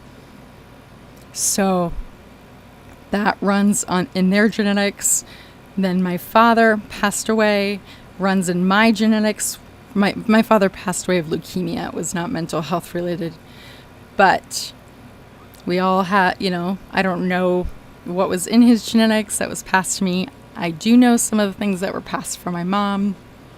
I also know that things can be situational and acquired, I guess. All right, so this is the epiphany night. I say I'm moving to Tucson. I figured out a situation where I could pack Stella and I up in the car. You'll see her here in her cage. I'm afraid to click play because I really don't want this stream to die, but let's see. If the stream lags or anything or it gets funky, if somebody could just put it in the chat, even though I'm not looking right now, that would be helpful so I can go back and look at maybe what happened or what was going on with the internet at that time. Please and thank you. Okay, so, all right. There is a force, there's a team. And just to preface, okay, so there's no confusion. I have never in my life had suicidal thoughts. Never have I thought about it. Never have I wanted to. I never have, okay? I know that that's not the case for everybody, and that is a common thing I have heard and learned speaking with other people who have shared their stories with me, and that's okay. There's no judgment. I just want to clarify, because it's very important that you know that before I tell you the next parts of the story that involve two, as far as I know, there were two confirmed suicide hotline teams that came to me at a hotel room based upon things that I was discussing on the internet, mental health related, that people were not ready to hear. For example, everything that I have been talking about right now. I was in a frantic, panic state. I was scared. I was alone. And I was just speaking to whoever would listen. Okay? There's context. Okay, so there's a team of people that come out if they are called.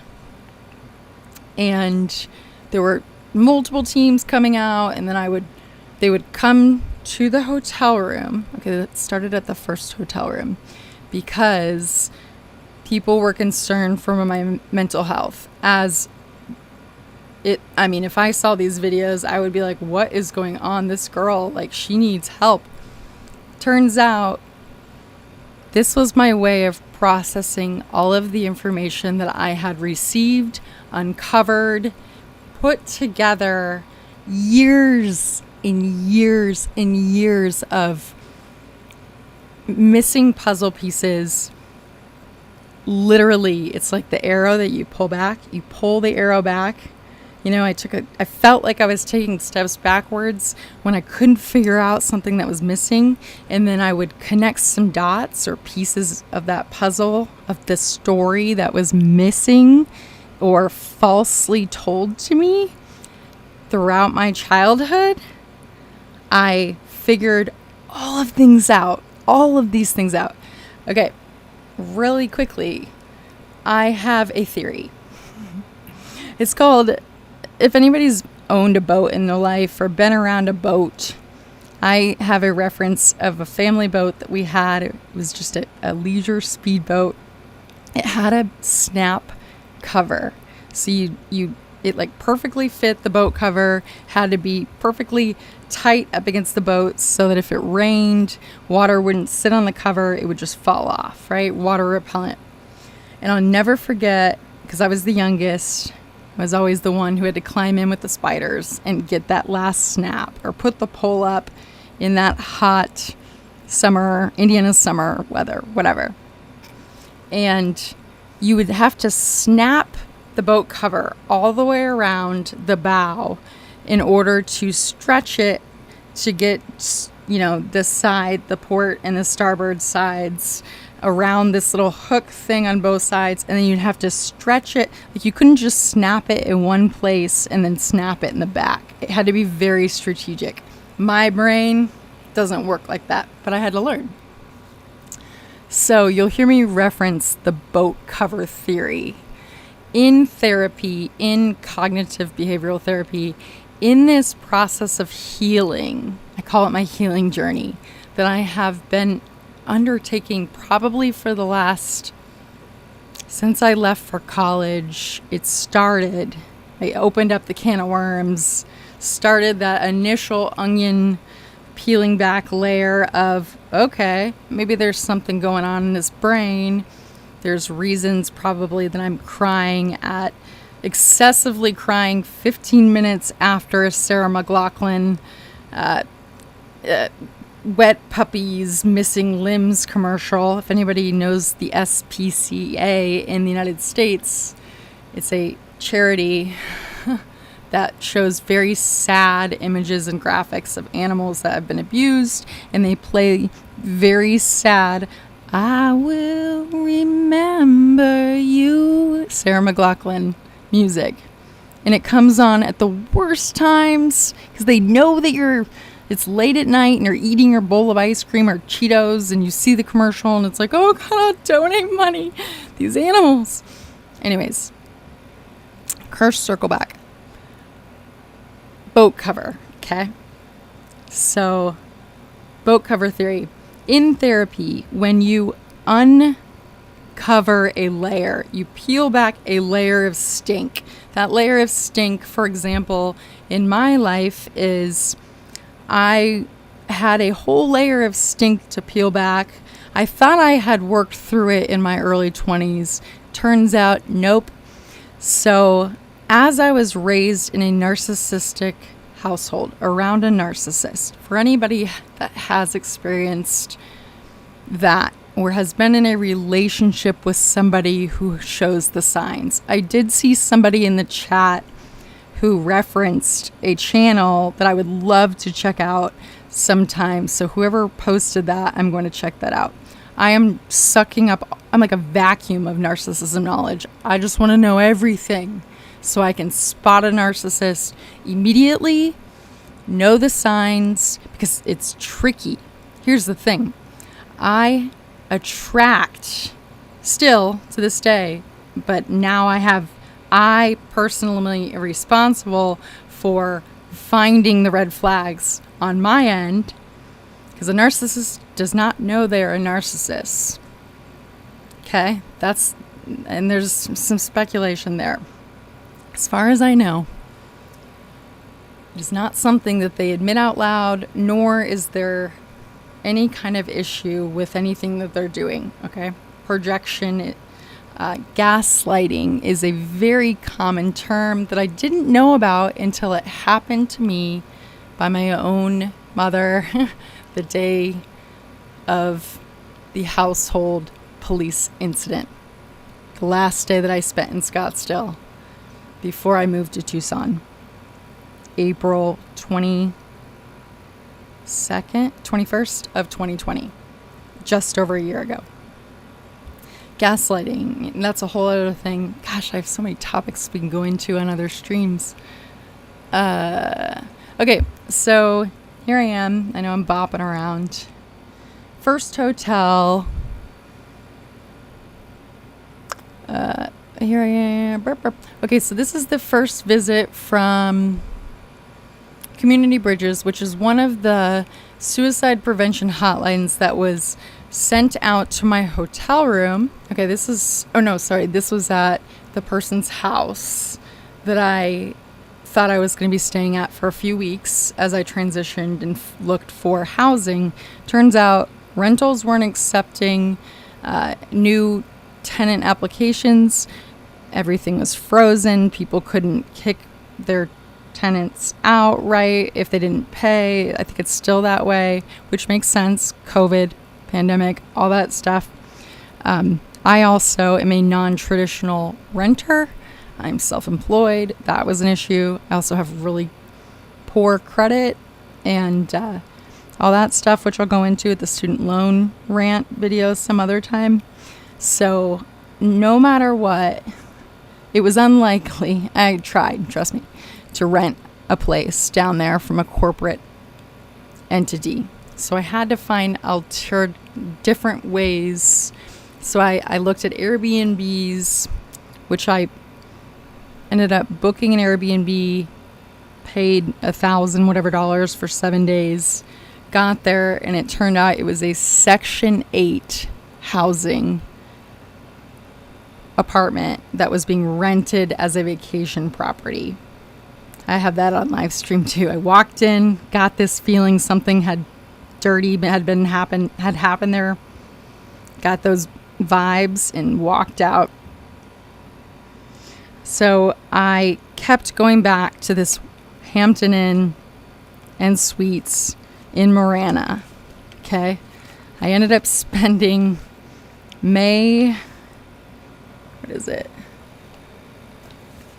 I arrived there at the beginning of May.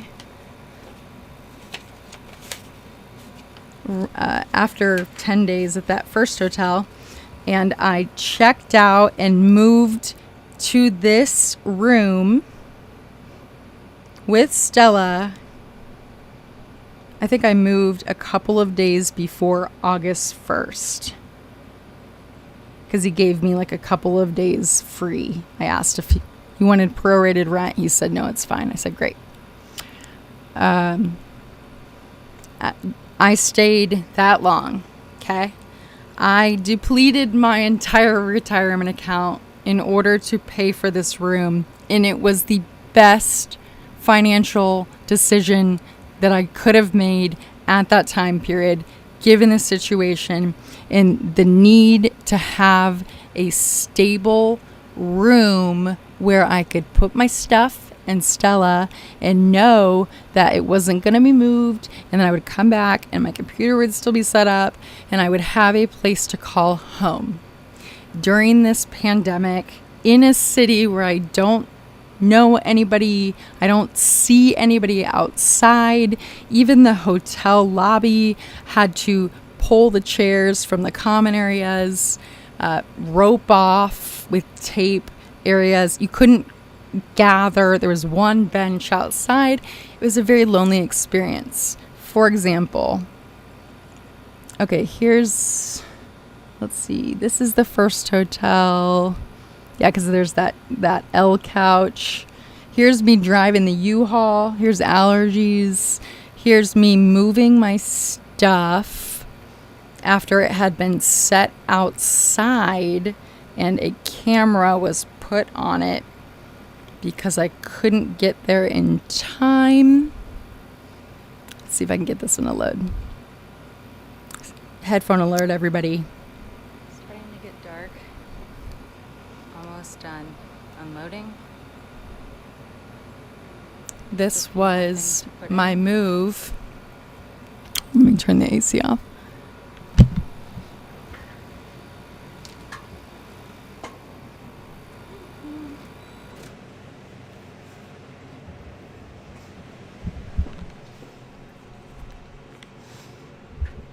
Okay. Oh, that's so much better. Let me go back. But I'm tired. It's a good day. I tried to remain as optimistic in those streams as possible because it's important to not only convince myself by using optimistic terminology that everything is okay, but also I wanted to be a symbol of strength for others because I wasn't dealing with anything of significant substance compared to what was going on throughout the world. And I wanted to show what I was going through and present it in a way that people saw everything. And I was okay with that. So, for example, this is when I was confronted. I was in the shower. Yes, I know. I have a towel on. You will see this is the second visit or third visit from one of the Community Bridges hotlines. So I guess what happens is they come out, they're dispatched. I have all this paperwork from all this stuff that I'm talking about. Whole folder of stuff. They're dispatched immediately to a scene. There's like 3 people. If somebody has reported a concern of somebody's mental health. Okay. So somebody saw my stream, reported my mental health, a concern, most likely my family members, and in an attempt to control again. But anyways, it was whoever reported it was concerned of my well-being. Okay, that's good and fine. So they disperse a team. The team comes in. I have a meeting here with one of the teams at the first place that I stopped at. Here's the second team. This one was completely unexpected because what I had thought there were 2 different teams, okay, that were dispersed. So 2 different phone calls, 2 different organizations. Whoever made the call or calls likely was the same person. I don't know for sure. They didn't. Oh, actually they did tell me one of them was my mom. It may have been her both times. Control. Okay. So couldn't send police because police I wasn't doing anything wrong. So they opted for something else. These people show up. Here's what happened. I invited them in. We're back with another. They were banging on my hotel room door. At this point, it is April 27th. I have been at this scary area of town hotel for couple days now. I'm starting to get acquired. Stella feels safe there. She's popping around. I've got her litter box set up in the bathroom, and I feel safe. And there, all of a sudden, I'm in the shower. It's the morning, and there's bang on my door. I'm like, what is going on? Am I getting robbed? And I look out, and there's like 3 people standing there. And I was in the shower, so I put a towel around me, as you can see. And I see that they have a clipboard, and I'm like, okay, here we go again.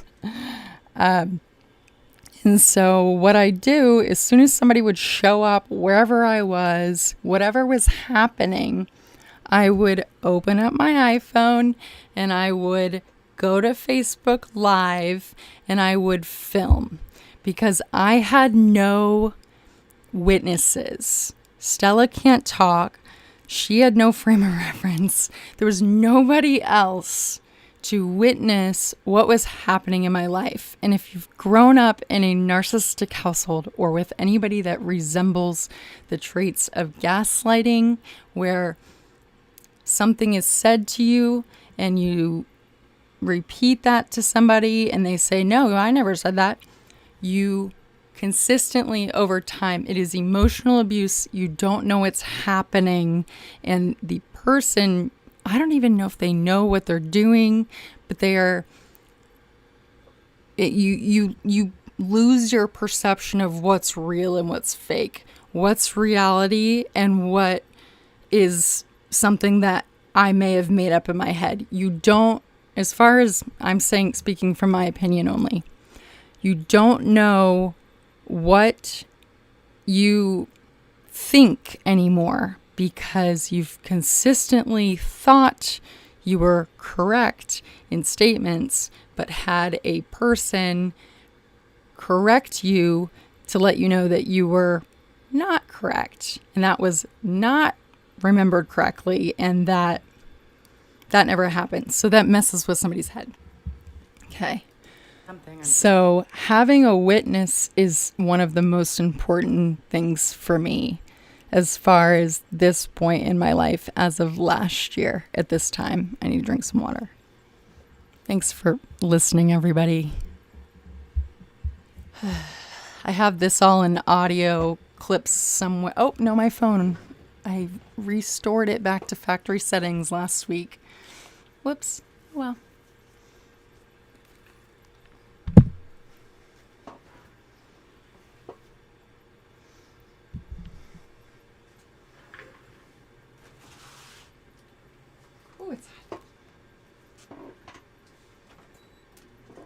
More AC.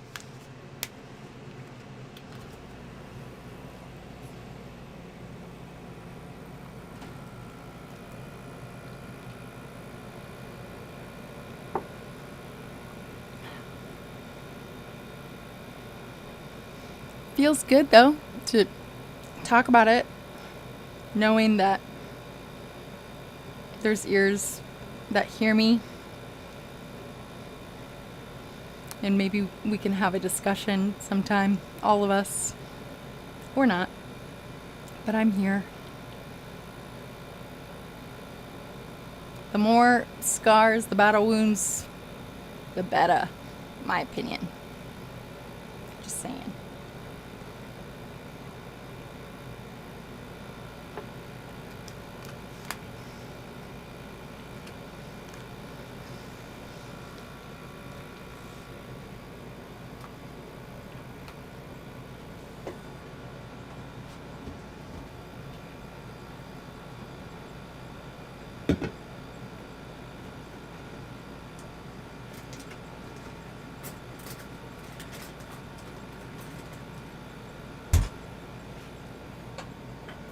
Whew.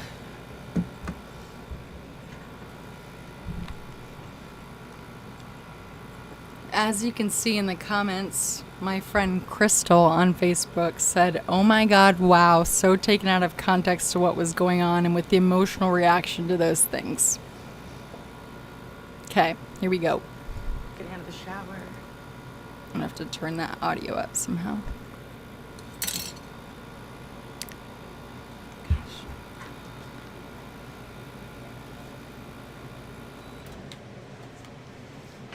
I love these noise canceling headphones, but they pick up that AC so clearly. Okay, we're on Facebook. You guys want to come in? I know I don't have any clothes on, but Okay. Yes. Can somebody confirm that they can hear the audio playing? Hit me at it. Come on in. I was in the middle of a shower and I heard some banging. Hi, Lucifer, is in the weird. middle of a big Hi, story. everybody. We've got another team that is back to talk to me about, I'm not sure what. I don't have any clothes on because I was in the middle of a shower. Okay, cool. Thank you. So we've got 3 people here today. Hi, everybody. I'm trying to be positive. Because we received what's called an application. Sorry, can you talk a little bit louder? I can't hear you. The reason we're here is because we received what's called an application for involuntary evaluation. Okay. Okay, what this does, it starts the process of you possibly being taken to the hospital to be evaluated by 2 psychiatrists, Okay. and it could eventually. Okay, lead to you so being pulled over a treatment. what I got from his muzzled mouth mask is that they've started the process of an application for involuntary evaluation of mental health at a psychiatric hospital. Okay. I did not know. I knew that that was something that they likely were trying to do as they kept showing up with such persistence and angry banging. But I didn't think that it would lead to that based upon my interaction with them, my interaction with the people on Facebook watching the streams, asking questions. We were having discussions. I was asking questions for people who were reaching out to me about their own mental health, trying to deliver information from these people that were in my hotel room, clearly during the pandemic, showing up, different teams of people, very confusing, didn't know what was going on. I tried to remain as calm as possible and politely decline. You're allowed to politely decline these services. I said, nope, come on in, let's talk about it. Let's go over this application. Was given a copy of these at a later date, which is May 6th, which you can probably assume what happens, but stay tuned. There's still more. Under what, sorry? Under court order treatment. Under court order ordered. treatment. You guys hear that? Your participation with us is completely voluntary. It's Okay. voluntary. You don't have to talk to us if you don't I want would to. love to talk to you because I've spoken with how many different teams and police have I spoken with? Anybody? Can you give me a shout out? Okay, so I just want to show here, there's 514 views of this specific video. I don't know how many people were watching live, but any time that I went live, people were paying attention. There were people who I know had notifications on. They told me, they said they were here for me. When I was going through packing in sketchy places, I would pull up Facebook Live and just talk to the stream. La la la. I'd have Stella belted in the front seat, just to know that I had a witness. My life was being witnessed by somebody. I didn't care who it was, although it happened to be a lot of people from my past, people whom still care so much about me, and they surrounded me with encouragement and open arms and words and all of this light. And I say light in a way like not physical light, but energy that I needed, because there are times, and I am a very stubborn person, but I can't always be a positive energy in this world because that's not me taking care of my priorities. Sometimes we have bad days. Sometimes my depression is much worse than other days. Sometimes of the month, last week was a perfect example. I had PTSD of the events that we're watching right now. My body remembered. Your body remembers trauma, and that's the craziest thing. It could be from your childhood. It could be only emotional abuse. It could be physical abuse. It could be both. It could be your body remembers. It remembers events that happen in my life I have a season I've determined with my therapist, a season of my life that my body goes into like a survival mode. It's typically right when the holidays are coming near. Halloween through New Year's Day, it usually like after Valentine's Day, it's over. It's when holidays happen. It's when traumatic experiences happened many year after year. And traumatic can be anything from like a memory that I have as a child, feeling alone or abandoned, or remembering getting sent to my room and not checked on for a couple of days, or whatever happened. It created a trauma, like a traumatic experience that was like, I don't want to say permanently stamped in my brain, but kind of. I can remember some very specific details. I can remember like where I was sitting as a child in my bedroom. Like if I would get sent to my room, which was, that was the primary way of anytime I would ask a question or, hey mom, what's, it was the easiest thing in my, not easiest, it was the best method that my mom knew that would make me go away or upstairs or stop talking or stop asking, whatever. She was going through her own demons, right? I know that now. I didn't know that as a kid, but I remember where I would sit and like draw on the carpet.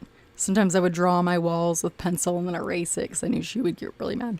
But I remember like specific experiences of just laying crying and stuff like that.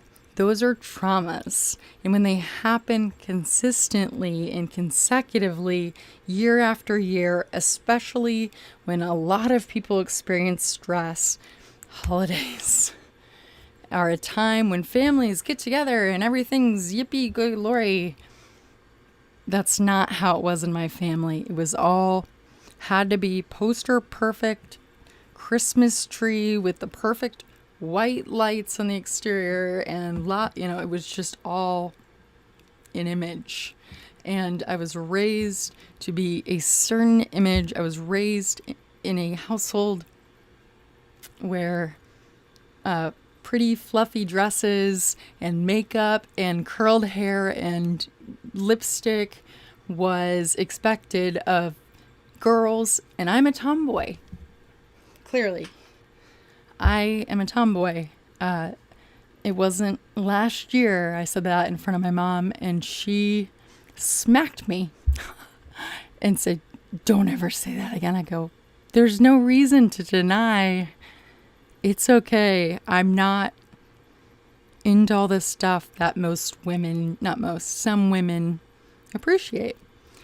And I think I am this way because of how it was shoved in my face so much by my mother. Not her fault, but her mother was image conscious as well.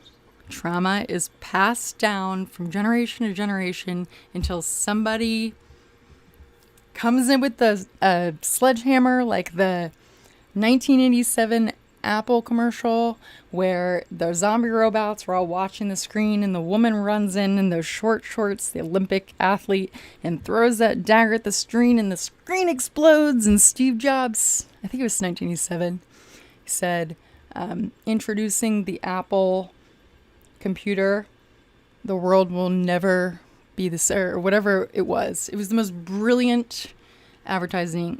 We studied that in business school. I'll never forget.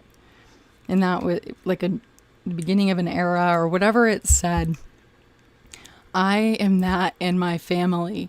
I made a decision that I will not pass trauma on to any potential offspring that I have or anybody that is a nephew or a cousin.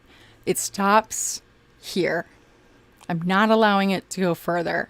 The Kirsh trauma, as far as I am able to control the narrative, which is not control it, I shouldn't say that. from my experience, what I know now, what I'm able to understand, I am going to pass on only the truth, because there's no reason to cover things up and put a bow on it. There's no reason to do that anymore, because people are suffering in silence. Couples are getting divorced because they're unable to communicate about whatever is going on in their heads, because they've been taught their lives in their childhood, don't talk about things that are uncomfortable. Don't talk about marital issues. Don't talk about, issues in the bedroom. Don't talk about these things that are essential to talk about. We have to talk. Okay, that's a rant. There's been 2 sets of police, crisis mobile team. Are you my mobile crisis? We are from So part of it is too, since you're choosing to keep us live on Facebook. Yeah. As part of that, we need verbal acknowledgement saying that you're waiving all confidentiality rights. Oh yeah, it's So I waived. need It's you to say waived. that. It is. I waive all my confidentiality rights. I waive all my confidentiality rights. What else? And so we'll just let you respond. Okay, cool. You guys hear this? Everybody hears this, right? This is all happening. Okay. like I said, your participation is voluntary. Okay. So what we are here. It's my to let you shoes, know all stacked. what the concerns are. Okay, so he's filling out a form. Okay. Would you like to do that? Okay. Just to let you know, I was in the middle of a shower. I have conditioner in my hair. But I heard the banging, so I thought it was my mom. But no, it turns out it's these nice people. Oh yeah, my mom was after me for a little bit. I would love to do that. Yeah, I would love to do that. Right, guys? I'm talking to a live stream. In this document that they filled I'm out. sorry? For insight into your mental health symptoms. Who said Oh yeah, here we go. I'll read it to you what he's asking me. Right here. Date was April 27th. Yep, 2020. Frank Fountain. Here we go. ID. Jessica Kirsh is a 32-year-old single Caucasian female who resides within Pima County. Has a listed address of where I was known to be last. They found my car parked out front at the hotel. Wasn't hard. Not many people out at that time. Talks about my health insurance. Has been diagnosed. Ms. Kirsh has been diagnosed with an unspecified mental disorder. Here's the thing about a narcissist, especially a child of a narcissist. The narcissist does not recognize that the narcissist may also suffer from the same thing that the child of a narcissist suffers from. And when the child of the narcissist speaks out and openly, especially in a public way, hence me streaming everything that's going on Facebook, even though I had things blocked, there were people still filtering information to my mom. She is a creative person. Narcissist will find you no matter what. So that's a whole other topic. Boundaries are essential. Restraining order is, if absolutely necessary, bring the legal system into it. Get it in writing. There are ways. And like somebody said in the chat, it's important that if you're dealing with this, there are certain tactics that are recommended and different things don't work. I have my own experience, but there's a lot of knowledge out there. So please reach out if anybody has this experience, especially if you're in the middle of this experience, because this is the scariest time. Okay, so this person has asked, their diagnosis of me is I was displaying manic symptoms. I had poor insight into my mental health symptoms. Okay, so what my mother has told them is that I'm diagnosed with an unspecified mental disorder, which is interesting because my mother, single parent, took me to those appointments as a kid until nannies started taking me or whatever. At my doctor's office, where I was diagnosed with ADHD and treated with medication and not therapy at that time, because that was early on therapy wasn't really a thing, especially for children back then. That's changing, thankfully.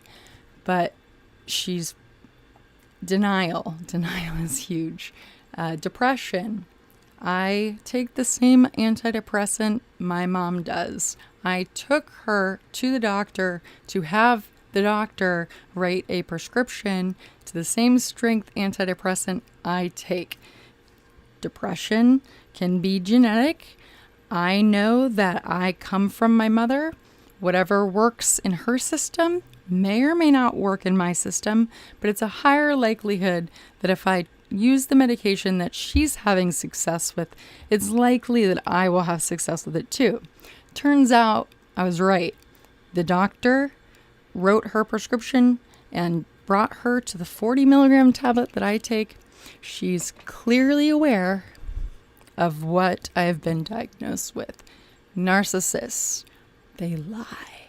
They lie, they fabricate, they turn information completely around.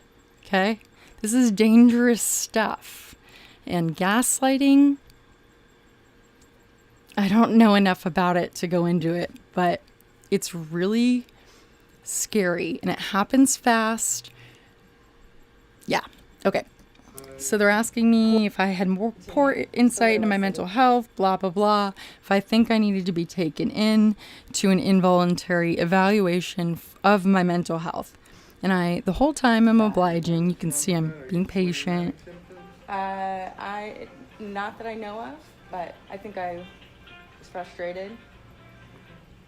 They said it. Does anybody know what it feels like not to be heard? You say things to people and over, and it's like they are shaking their head like they hear you, but they don't actually hear you. My prayers, thank you, Crystal. Thank you for, this is just so ridiculous when someone is trying to get help. I know, right? Sure. Thank you guys so much for coming. Yeah, no problem. The times you are having disorganized thoughts. Disorganized Yes, thoughts. all the time. Yes. You know what that's a symptom of?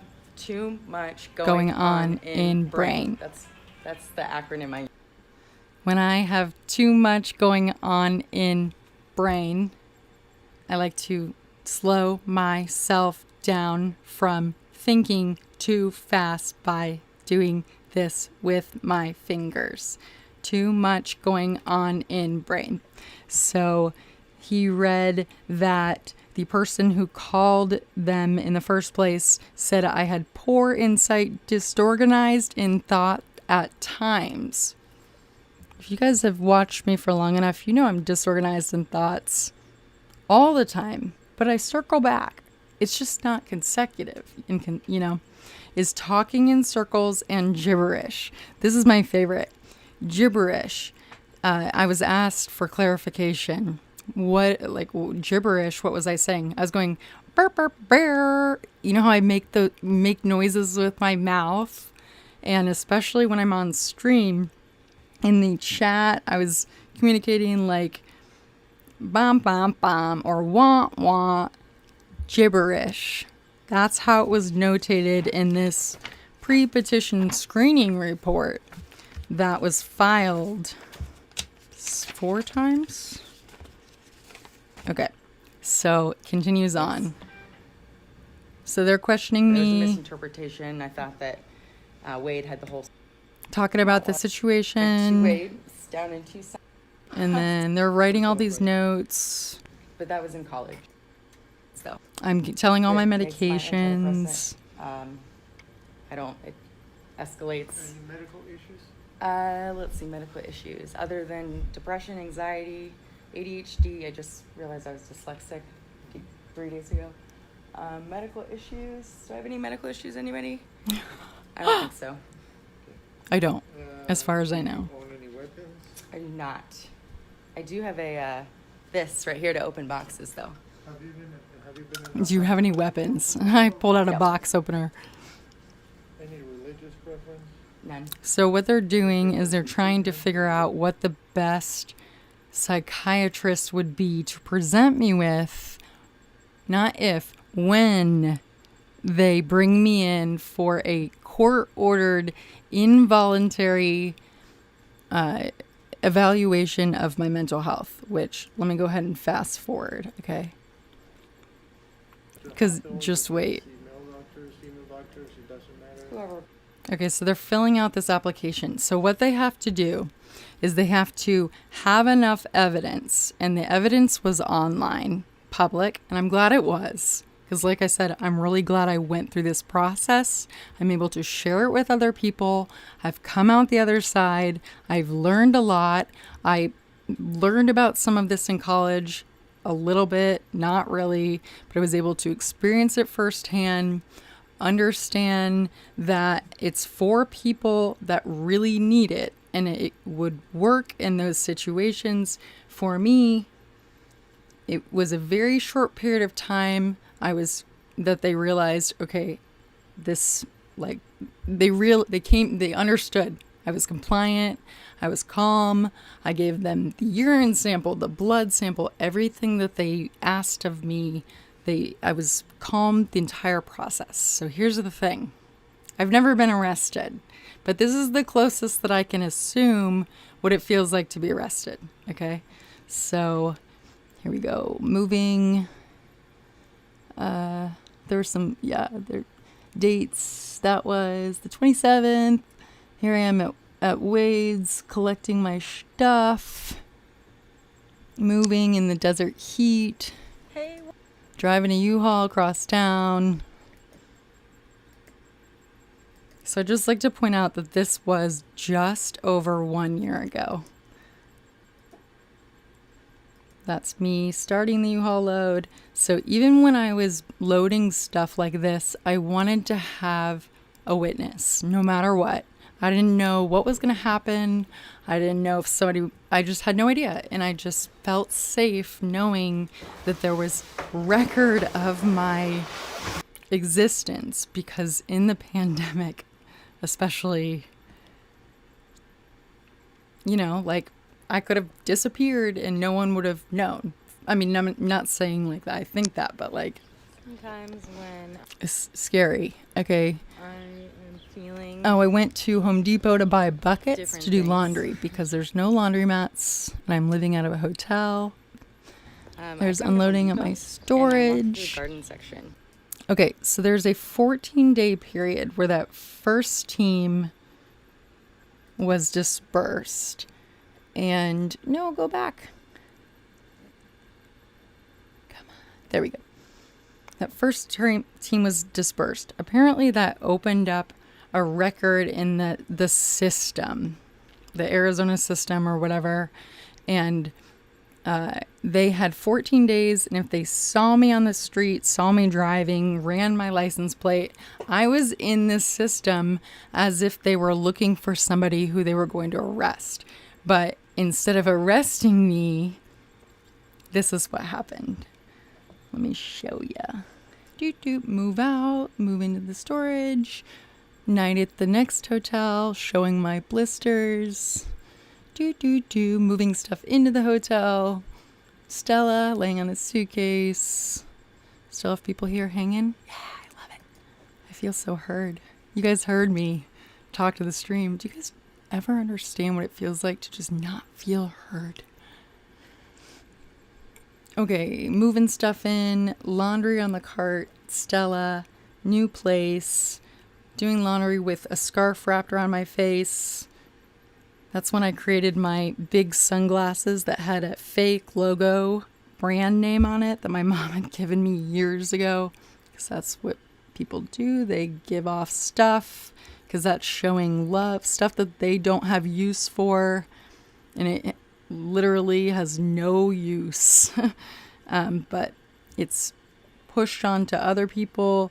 It becomes the other person's responsibility. So I take lemons, and I made lemonade, and I made sunglasses with bright pink tape that said JK on either side of my sunglasses. You know why? Because it's a really great talking point as to, okay, I see JK in her sunglasses, or whatever they would say. I see you've got tape in her sunglasses. I'd say, yeah, you know what? And then I'd start talking. I have a YouTube channel. And so you can see him here. I've got my mace hooked to my bra. because it was very scary. I was nervous at all times. There we go. These big, ugly sunglasses. I put gaff tape on the edges of them so you can see JK, Jessica Kirsh. So, is this the night? No, that's May 9th. Okay, so this is a couple days after. It's running up your sleeve and you're across from your boss. Oops. Singing. Okay, this is the night, I believe. Okay, I want to show you the excitement because it was crazy. Is that it? Oh yeah, this is it. That's my knee. Okay, okay, so what has just happened is I was photographing the sunset. I actually was doing a time lapse. It was beautiful.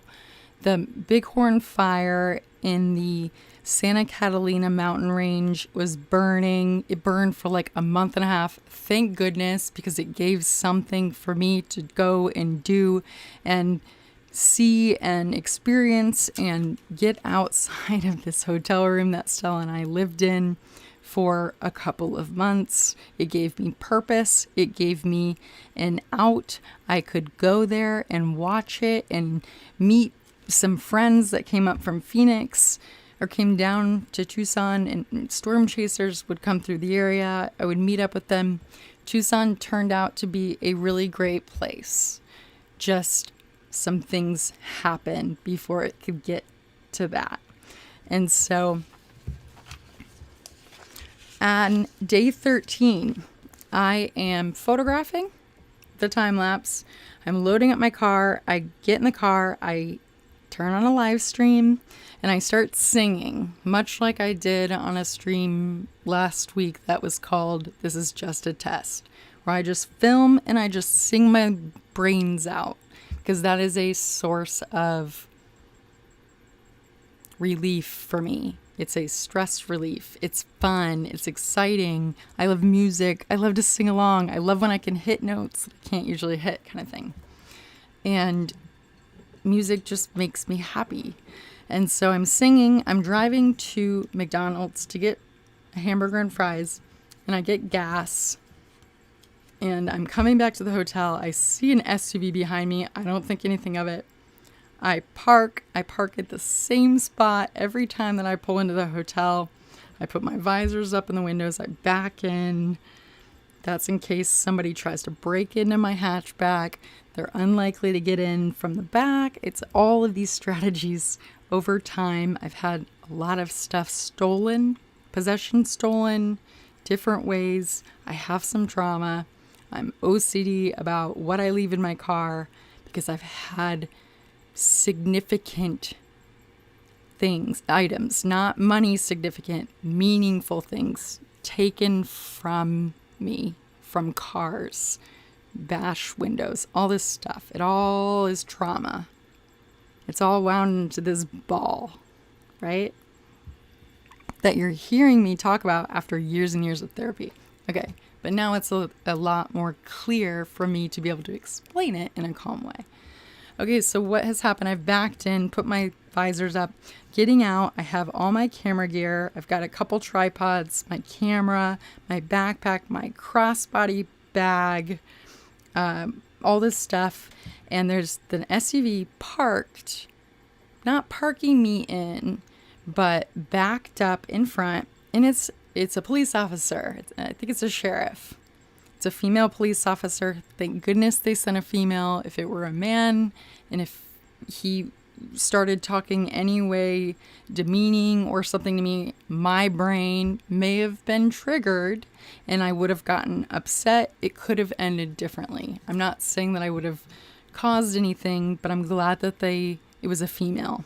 She ran my plate as I was pulling out of the gas station, saw that I was on day 13 of whatever they were looking for. They had this out, not a warrant for my arrest, but a warrant for my involuntary psychiatric evaluation. And she was able to intercept me in the front of the hotel parking lot, McDonald's in hand, fries hanging out of my mouth, sipping a Coke, speaking of.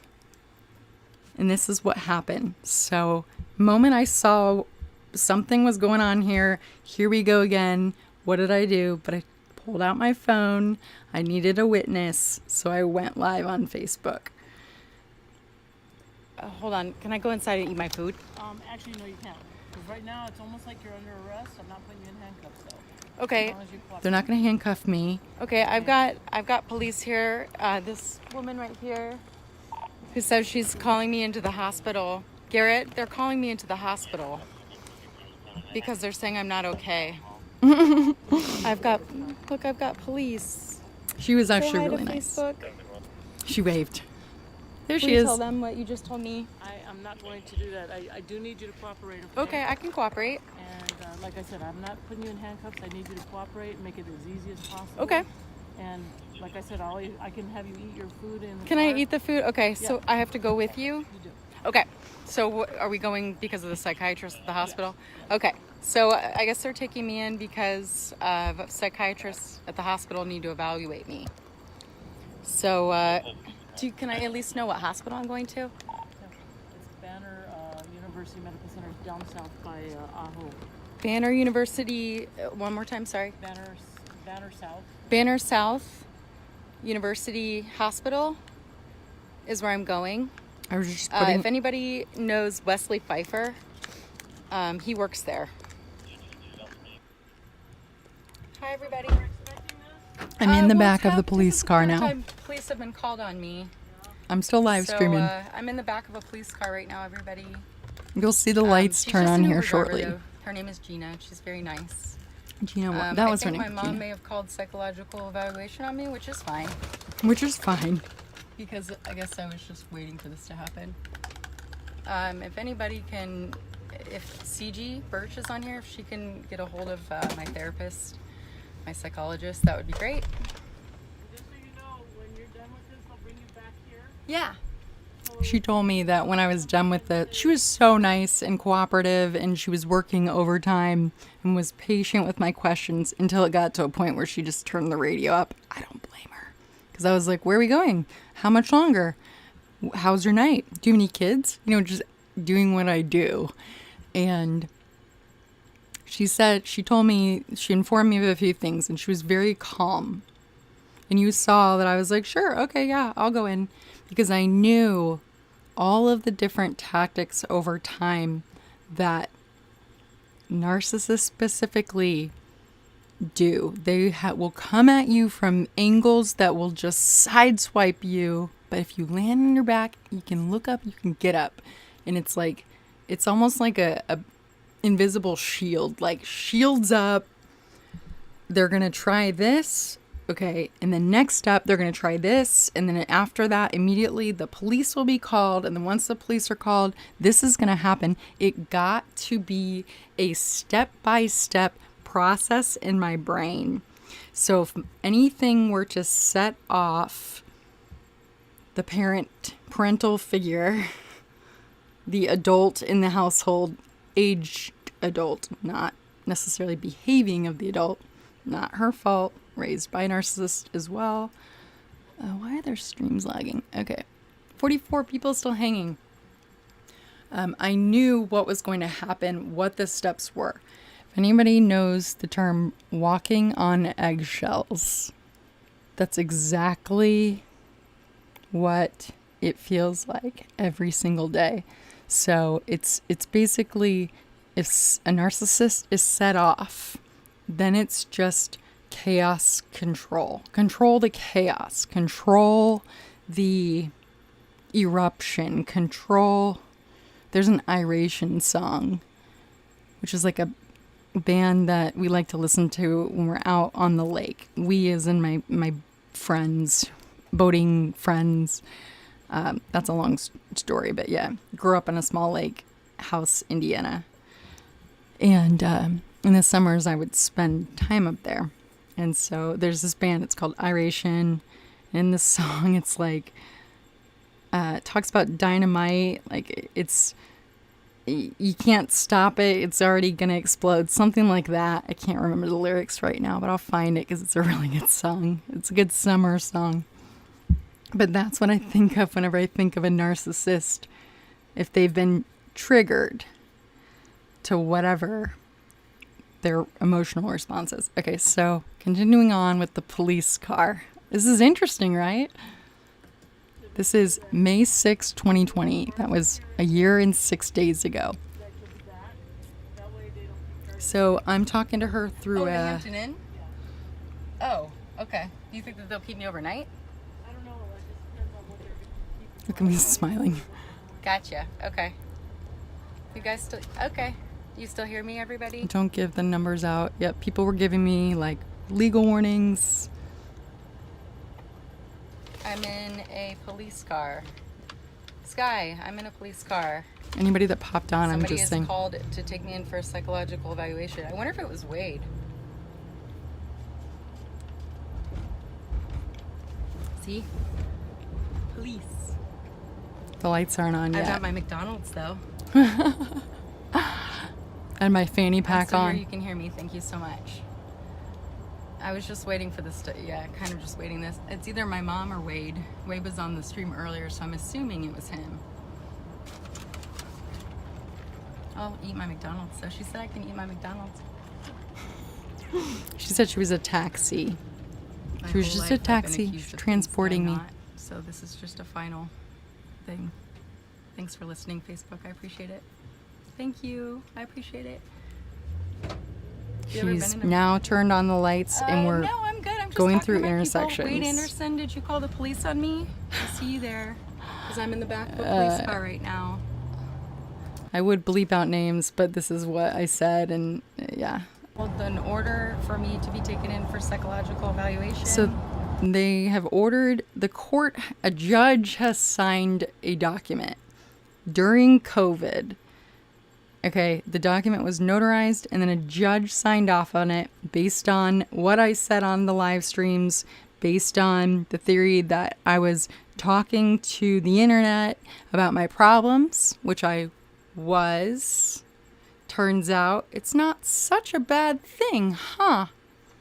But at that time, a year and 6 days ago, I wasn't doing this. I wasn't talking openly. I didn't even know how much was built up, even going to therapy regularly once the boat, the boat cover unsnapping. So when I connect dots in my head, puzzle pieces of my family story, something that was told to me that was completely inaccurate information. People's names were changed. Somebody cheated, or somebody said that one person cheated when in fact it was the other, or somebody wasn't like, whatever it was typically reversed. Okay, information was given to me completely reversed. I don't know how to explain that, but the moment that I would figure it out in my head in this time period of therapy, I thought of it as when we would rip off the boat cover to go on the boat. We would, I'd be really excited and I would rip it off and it would unsnap. I'll never forget the noise of the snaps. And I would think of it as like, okay, I've ripped off a part of the bow boat cover. Okay. If anybody knows what I'm talking about with the snap boat covers, I'm sure you do. Jet skis, ATVs, porch swings even have these sometimes. It's like the dots connected in my head, the puzzle pieces aligned, but the boat cover was unsnapping on areas that didn't make any sense, complete opposite regions. So for example, the front bow had like 2 snaps on the front and then two. It's like the front right snap had been ripped off, that snap sound, and then the back left of a 22-foot boat cover, the boat cover theory, unsnapped at the same time, but my arms aren't long enough. That's how I try to explain what it feels like through therapy and figuring out truths versus falsities. Information that was improperly given to you, whether it was purposeful or not, information, once I figured out things that were true versus false, I was able to determine what my reality in my head was, and then start to decipher, which was worn down after growing up with a narcissist and then, surprise, surprise, attracting narcissists into my life for romantic relationships. It was a thing. It still technically is a thing, but now I have warnings, red flags. I know what to look out for the most part. Narcissists are really good. They love bomb. It's much like just crazy affection and praise and all this stuff at the very beginning. It's much like it's a whole other thing. I need to bring in a narcissist expert. I actually have listened to a couple on Clubhouse. Maybe I can bring them on a stream. We can ask questions. But yeah, so the boat snap theory. So I love how I circle back, but it doesn't, yeah, whatever, it is just me. Okay, so we're still in the police car. I'm trying to figure out what's going on. I'm trying to inform anybody that knows me. My friend CG showed up at my mom's house in Scottsdale when the police were there. She saw what was going on Facebook Live, had the address, got there, and was able to be my witness in person. And she is my angel. I love her so much and will never, ever forget the moment that I saw her and she came up, gave me a hug, asked if I was okay, and I knew that I had a witness there in this crazy situation that was happening with my own family, okay? So I'm trying to talk to her through Facebook. She has direct contact with my psychologist, my therapist, whom is aware of these happenings. I'm keeping in touch with her almost daily at this point. She's prioritizing my phone calls. CG has access to her. CG is allowed to relay information between the first person who was misinformed with everything and tried to bring in my mother to the situation when that was misinformation. CG was able to clear up any things for me when I personally couldn't speak for myself. So, CG Birch, thank you so much. I love you. And Caroline Coffey was there too. There were so many people that just they were there for me. You'll hear me say Garrett. Garrett is one of my subscribers early on, and he was one of my really big supports through all this too. And there were just certain people that you'll hear me call out for. I'm just trying to get any information I can as to what might happen because I'm scared, but I'm trying not to show it. So let me know what you guys think. You can tell I look a little scared there, but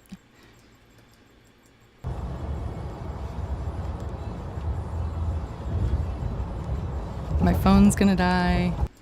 I just need to be calm. See, I need to be calm. I have a very nice officer driving me, and she's a mother, so she understands, I think. Yeah. But I had my McDonald's, which is really good. I'm trying to make light. Check on Stella. Stella was at the hotel room.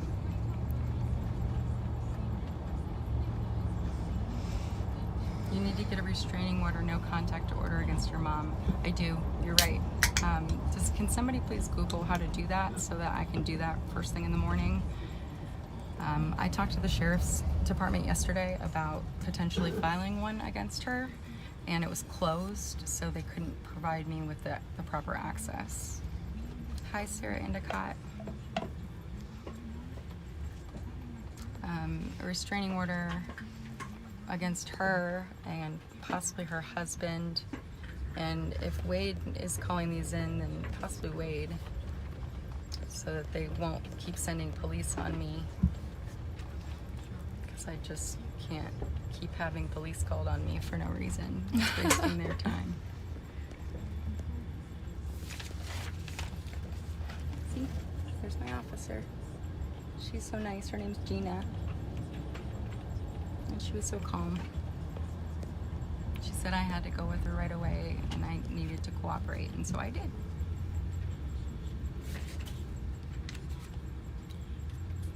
We're in a construction zone though, see? Lots of construction. I like your glasses, Gina. Oh yeah? See, I just had mine on before you found me or got me or picked me up or whatever it is called.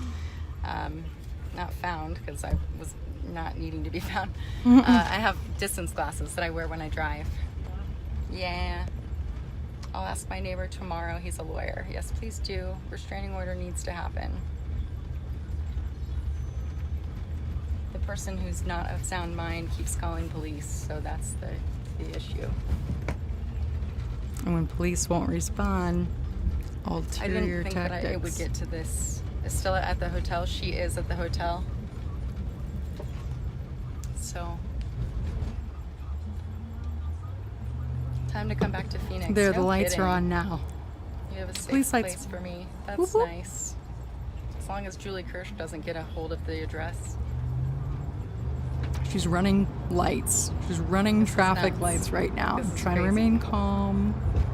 But I hope I don't know if that you can hear the teaches accelerator. some people that, and I have an eye appointment tomorrow, yes. So hopefully they let me come back to the hotel tonight after they realize that I'm not like psycho crazy. I should be fine. Thank you. It's a little scary. But we're flying. We're flying. I've got my McDonald's. Whoop whoop. I just need to remain calm and eat my McDonald's so that they don't like try to drug me up or something. That was my biggest fear, was that they would bring me in there and they would strap me to a table and then just start injecting me with things, because that's what I've seen in the movies. That's not what happened, but it was a fear of mine. So that's why I just said that. Just another day in the life of Jessica Kirsh. Like you can't make this stuff up. And if I were to tell this story without these videos, people would be like, you are effing insane. That never happened. What an actress. You're crazy.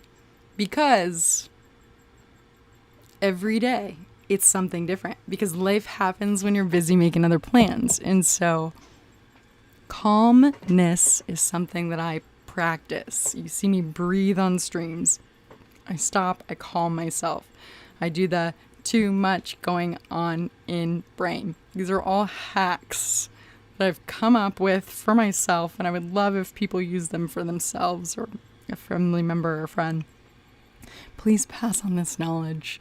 I'm sharing it because I want it to spread education, optimism, and open people up to the conversation so we can utilize these resources for people who truly need the help and are willing and able to communicate that they're not okay and that they would like to seek outside counsel at this time because they currently are not doing okay.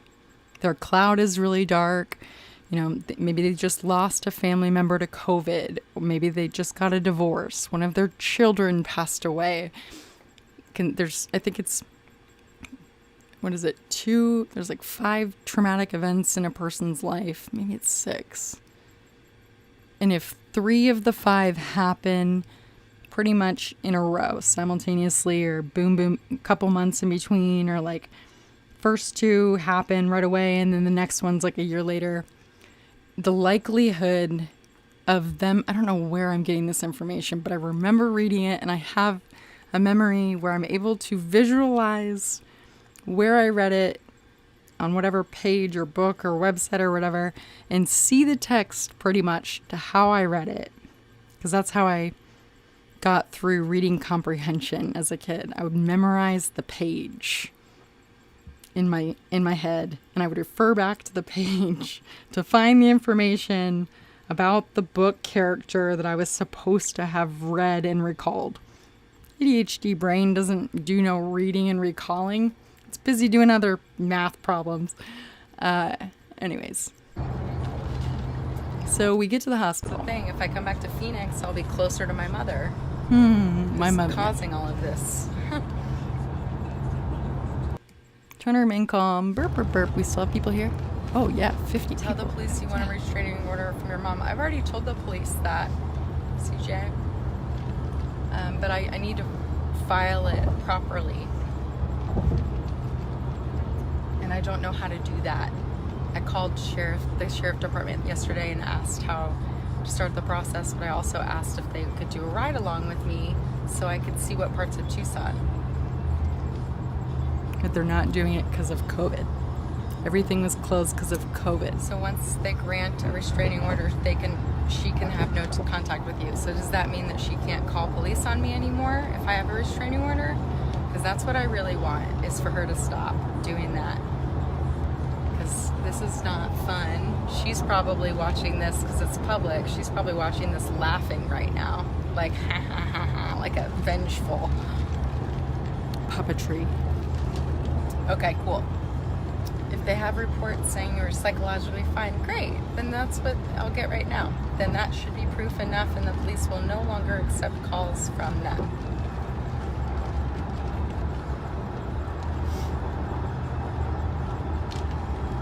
One year and 6 days ago. I just would like to say there is light. But you gotta stay optimistic and have a loving Hi, kitty. Melody. So you went? I went to the sheriff's station, the Pima County's sheriff office, or sheriff's department yesterday, 2 days ago, and they were closed because of COVID-19. Coven. I don't know what's going on. But once I find out what's going on, I'll let you all know. Trust me. I just know I'm in the back of a police car with a very nice woman named Gina. See? And she's taking me to a hospital to be evaluated by 2 psychiatrists. It ended up being 3 psychiatrists. I guess if at least I don't feel like I'm alone if I'm able to stream. Did you hear that? This is a good. It said, at least I don't feel like I'm alone if I'm able to stream. Because at this point, I have no contact with my family. Quarantine, everybody's quarantined. People are home with their own family, their kids, friends. Nobody knows where I am, what's going on, because how would they? And so this is where the benefits for me, I discovered this is the biggest asset that social media has given to me. There are a lot of things, really positive things that it's done, in addition to all the other stuff that we know is negative, or I found myself negative for me. For example, I don't use Facebook because I find myself comparing myself to people of my age and their situation versus my situation, mostly related to children and families. I don't know if I want kids. I don't know if I don't want kids, but I'm not in that place right now, or headspace. So there's no reason to allow that information to feed into my psyche and mess with what I have focused on right now. I have to keep my head down, focused, and put one foot in front of the other, and keep on keeping on. I have a goal to build this YouTube channel. That's what I'm doing. I call it noise. I can't have noise. Allow myself noise. It's not anybody else's fault. It's my own fault. If I allow Facebook to load, I'm a visual person. I'm also a photographer. When I see photos of families, I get sentimental, and then I start thinking, oh, my family, like I don't have them in my life. It is not beneficial for me to use Facebook as a platform. Twitter has become my platform of choice, besides YouTube, obviously, and Twitch. But Twitter in terms of just daily, everyday communication, because I can tweet something out. Hey, what chemical would you recommend and for the price? This one or this one? And people will reply back almost immediately. It's amazing. People from all over the world. Song. Okay, so we're getting close. It was like 25-minute drive there. Right there, and I was going through some stuff with my mom and calling police on me up there and all this stuff. Okay, so here we are in the hospital. I was told I was allowed to stream up until I got to the double doors. So, Streamy McStreamerson. Okay. So, mind you, COVID outbreak has begun. This is May 6, 2020. So, March 11th, 2020 is when the United States called a emergency, whatever it was, and shut everything down, right? That was I think the official day. So we're just under 2 months into COVID.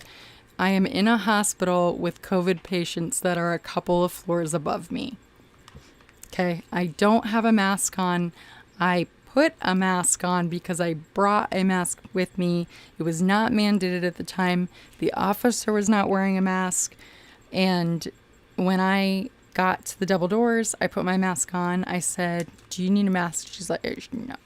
So, thank goodness I had a mask because I didn't realize I would be spending the night in this COVID-filtrated facility. Yeah. Okay, so we're going to keep streaming as I receive these documents that I'm trying to pull up here. So I was handed a document. At this point, my head is spinning. I have no idea what's happening. I'm trying to be calm. I'm streaming. Streaming was probably the best distraction I could have done, actually, now that I think back to it. That car ride, I probably just would have been crying if I didn't have social media to be heard on. Stella. All right. Court ordered, proposed patient, blah, blah, blah, blah. Appointed attorney, mental health evaluation. It's a thick chunk document. Here I was able to see that the second person that called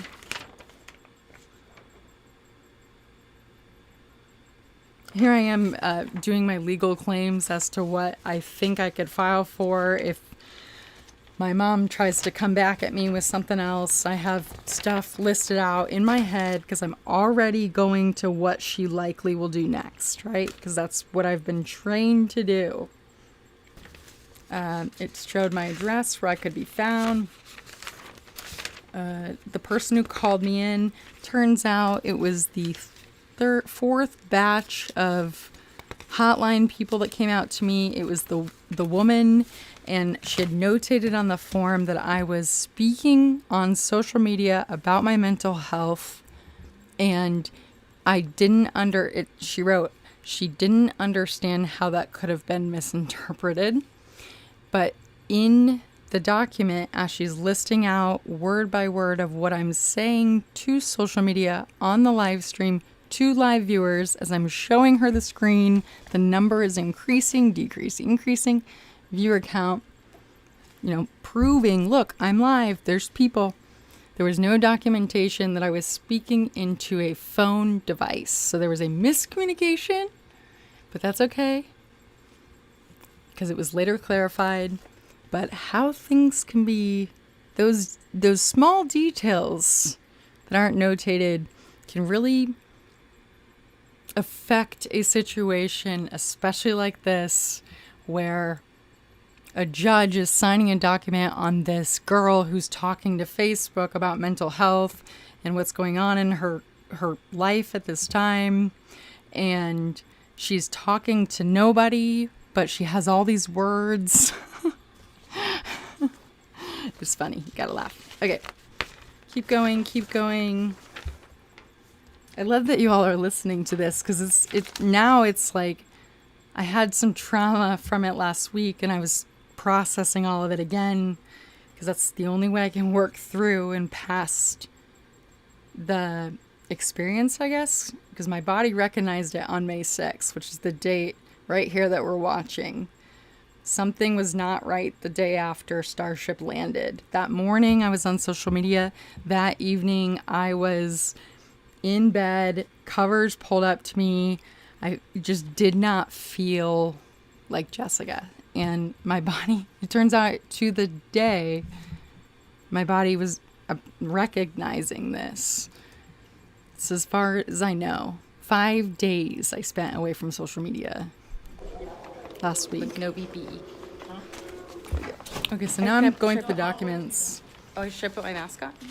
You're not wearing a mask. No? But you're not wearing a mask.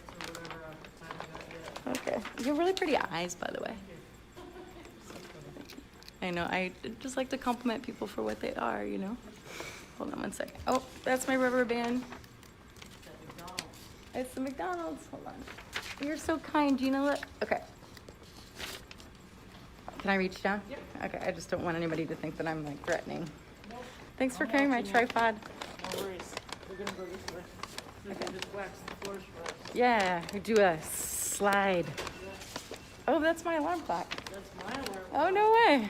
Ladies. You're late. I'm sorry. I've got my McDonald's. I've got Gina. She's carrying my tripod. Do this burger? Okay. Right in here? Yep. Here we go. Hello. All right. So if you would do me a favor, just put all your stuff Sure. right here, I sure can. and then if you would have a seat in that purple chair. I would be happy to. Can I in my McDonald's? So how are you? Okay, at this point, actually, before I got into the car, so they put all my belongings in the back. Gina did, in the back of her police car, obviously, so I couldn't have access. I had my tripods and all this stuff. I remembered that I had my knife. I carry a knife with me for personal protection. I informed her of that. Obviously, she asked, do I have any weapons? I said, I do have a knife on me. She's like, okay, that's fine. So I keep referring to, every time I want to reach down, I don't know what this process is like. All I'm picturing is the movies. They have like a taser. If somebody reached down, does a sudden movement, I'm like, okay, I'm going to get tased. So I'm asking permission for every movement and gesture, asking politely, may I reach down? May I do this? May I do this? Because I still have my legal knife that I carry with me for my protection. Legal, totally legal. Okay, everybody. In my purse, I carry it with me at all times. Actually, I have multiple, but I knew that I had one on me because I usually have that mace on my bra strap, especially in the pandemic because it was spooky out there in the wild. Mace on my bra strap so I can pull it up, flip it if I needed, and then I had the knife on me. And then I had another one in my car. So as you hear me asking permission for everything, I'm referencing the knife. It's still in my purse. I'm reaching into my purse. I'm trying to be very specific as to my actions, which is interesting because I felt like something could have happened in my head if I made a sudden movement. And I'm not going to get political, but all of the police violence, the George Floyd, all of that happened, and it shook the world, right? Thankfully, it shook the world to change something, do something. And all I could think of is I am a Caucasian female who's relatively harmless seeming, I think. That's just me. Maybe I'm scary. I just can't imagine what it's like if I were not given the cards that I was dealt and born into what I was born into. I'm just going to leave it there. So at this point, my phone's about to die. I'm saying hi to everybody. Hello. I mean, I just feel I did. Yeah. Okay. Hi, this is Deputy Leah. I have a order for evaluation. Hi, Roxanne. Okay, thank you. Hi. You're so sweet, Gina. I try. Yeah. Let's see. Jeremy and Gina. Jeremy and Gina. Oh my gosh. How cool. Yeah. Not cute, just awesome. I like to know people's names. This is the order that you have. Thanks, Roxanne. This is not happening. Just to clarify, this happened 1 year, 6 days ago. Last year, May 6th, 2020. I took some days off of social media last week because I was having If he doesn't mind telling me. Okay, it's not. whatever it is when triggered anxiety, depression, all that stuff because of these incidents. So today I wanted to go live and explain what happened. So this is not happening now. I'm not in danger. I am totally safe, fine. I love that you said you could protect me. I am good. I'm just trying to show this situation for other people. If this happens, this is how I reacted. A position for evaluation of the And know above that people person. aren't I have alone. the order right Thank you, here, everybody. Roxanne. You guys were wondering what the order was. I'm trying to figure it out myself. Yeah, so I'm trying to read through this. Proposed patient. blah, So blah, they blah, blah, took blah. all of my clothes. Okay. Persistent. So first thing they do is they sit you down. They took blood. They asked for a urine sample. Happily gave them that stuff. They wanted to check my medications, if I had any drugs in my system, everything. They did a full panel. Took my blood pressure. My blood pressure was severely escalated, as notated on the document. It's always escalated anytime I enter any kind of doctor's office. That is normal. So they kept retaking it. They wanted to make sure that they were assessing my mental state right now. So every single thing is strategically to double check things. And they found my psychiatrist medications in my urine because I had taken them that day. Normal. They took all of my belongings. They went through my purse. They counted all of my money. They searched through. They had to put things into little clear plastic baggies. They locked up my tripods. I had my Sony camera on me.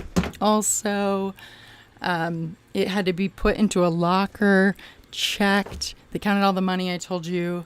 I was not allowed access to any medication that I had with me. For example, this would have been a really great time to have a quarter of my 1 milligram of my Xanax prescription that I am prescribed by a medical doctor, MD, psychiatrist, for purposes of anxiety relief. This is what I take, 1/4. It would have been a really great time to have that. They don't want you to have access to any of that because they're trying to weigh out every single thing that could be affecting someone's mental state.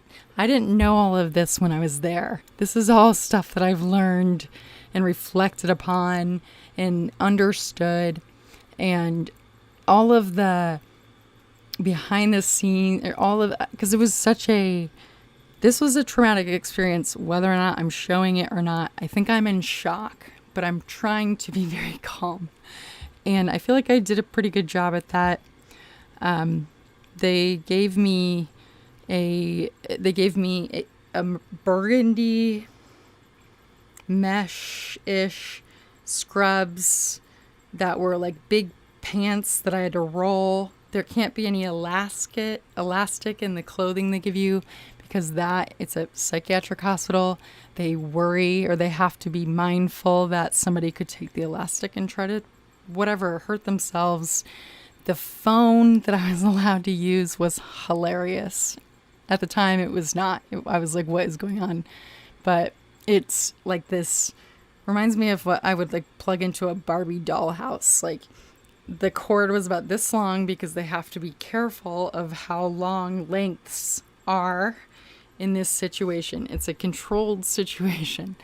But I didn't know it at the time. I just know that I was holding the cable into the wall and dialing the number of whoever I was calling and just praying that cord didn't come uncabled by the time that the person answered, it was an unknown number from Tucson, Arizona. Who's going to answer that?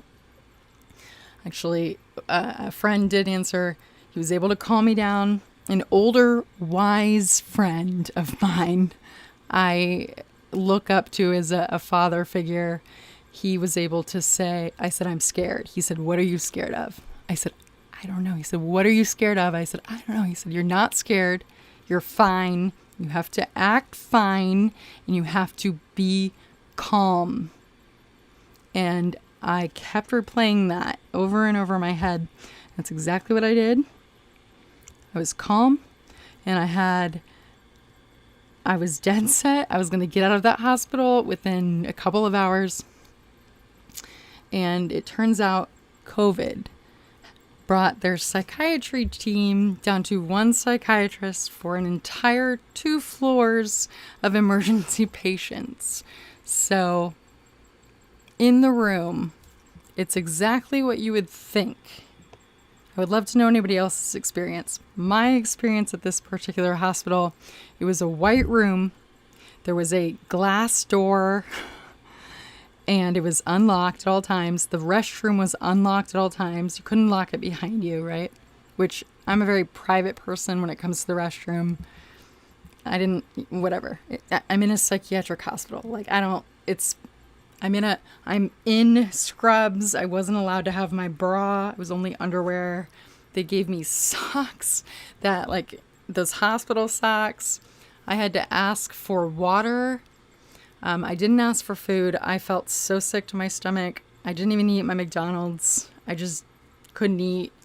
The next morning, I asked for breakfast and I couldn't eat. But I ended up staying there, I think, for 10 hours because I had to wait for the psychiatrist. They had to have 2 psychiatrists and the intern who they called in first, who got the sub-story and translated the sub-story to the main psychiatrist. And then one psychiatrist would come in and talk to me, and then they would go out and they would compare their sources. Oh no, my contact fell out. And then they asked for my psychiatrist information, my psychologist information. I've later learned I did not have to provide that information, but I was happily just giving it out. And they were calling those numbers. No one answered. COVID. And they were trying to get an evaluation of my diagnosis, whether or not I was a threat to myself or society. What are all these calls? Stop calling me. Turns out I checked out, but the room, white walls, there was a TV that was in a cage, like what you would see in a movie. It was caged, and they had the remote outside. And I think I had them set it to, there was no volume, which is fine. I had them set it to the nature channel, and there was nature scenes. And there was a chair in the corner. That was it. And a white blanket.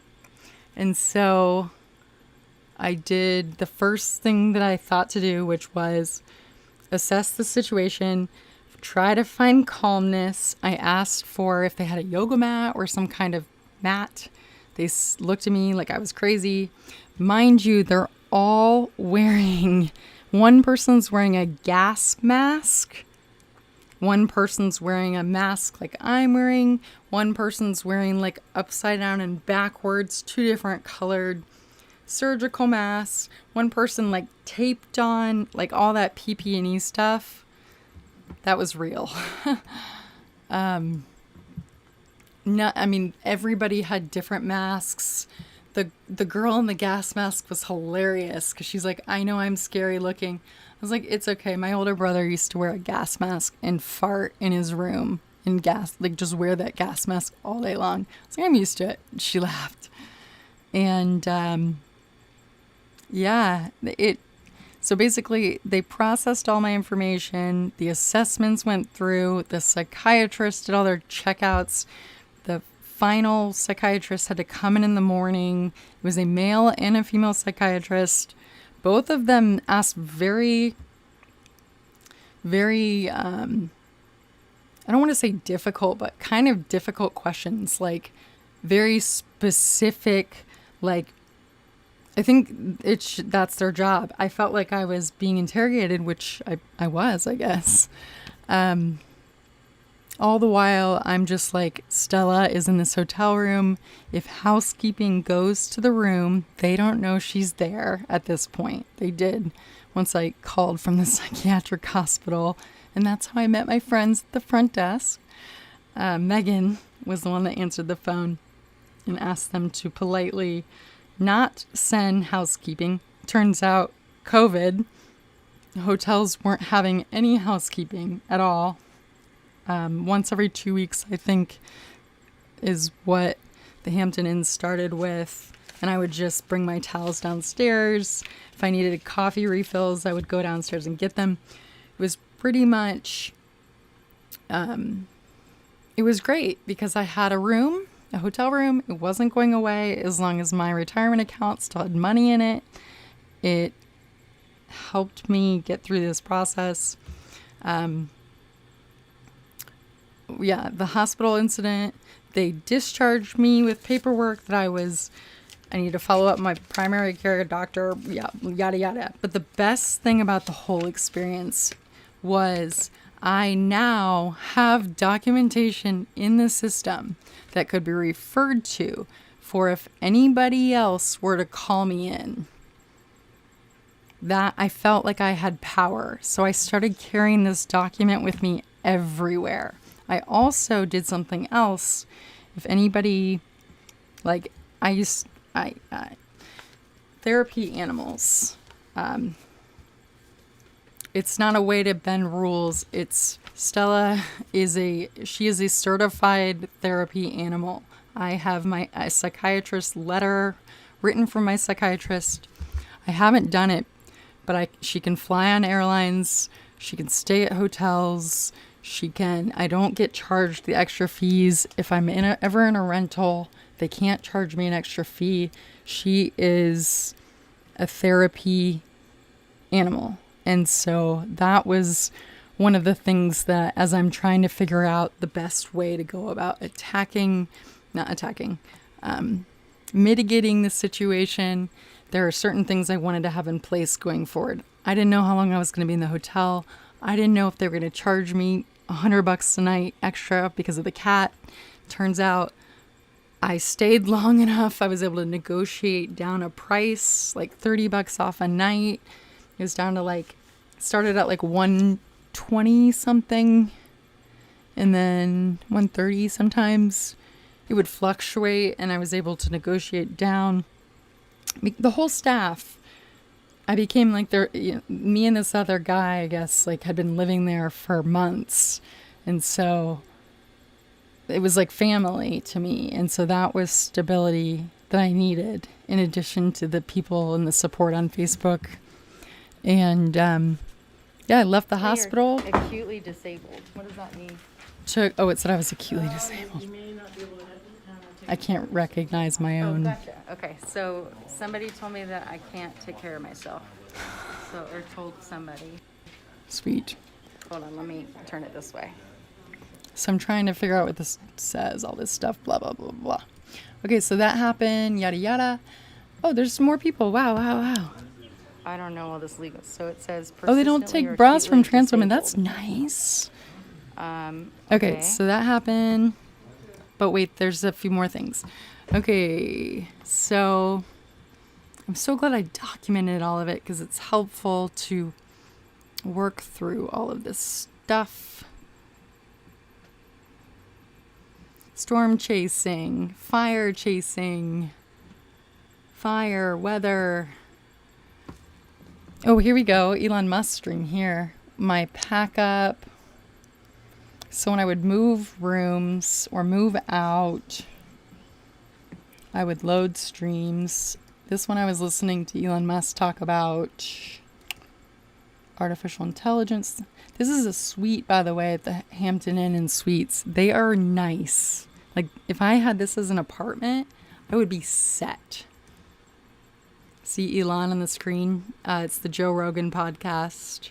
I must have watched the Elon podcasts 3 times each. And that was fun. I just felt like I was hanging out, kind of like I am here. I hope that I'm showing people that it's okay. It's okay. It's okay. Here's Stella. She was such a good girl. And we're about to move again. We spent so much time in the car. She's so used to the car. All I have to do is face her towards me. World. Buckle I'm trying to her bop in. between YouTube and Facebook because they're not the same. See the mace on my So bra I'm strap? getting Stella situated in here. Mind you, it's like 110 degrees. Oh, moving day continues on. Moving day. Put your, I guess I should do it. I should do it portrait so I can post it. What do you think? And Warner, thanks for joining. Thanks for joining. I think this is really what helped me get comfortable in front of the camera now that I'm playing these back.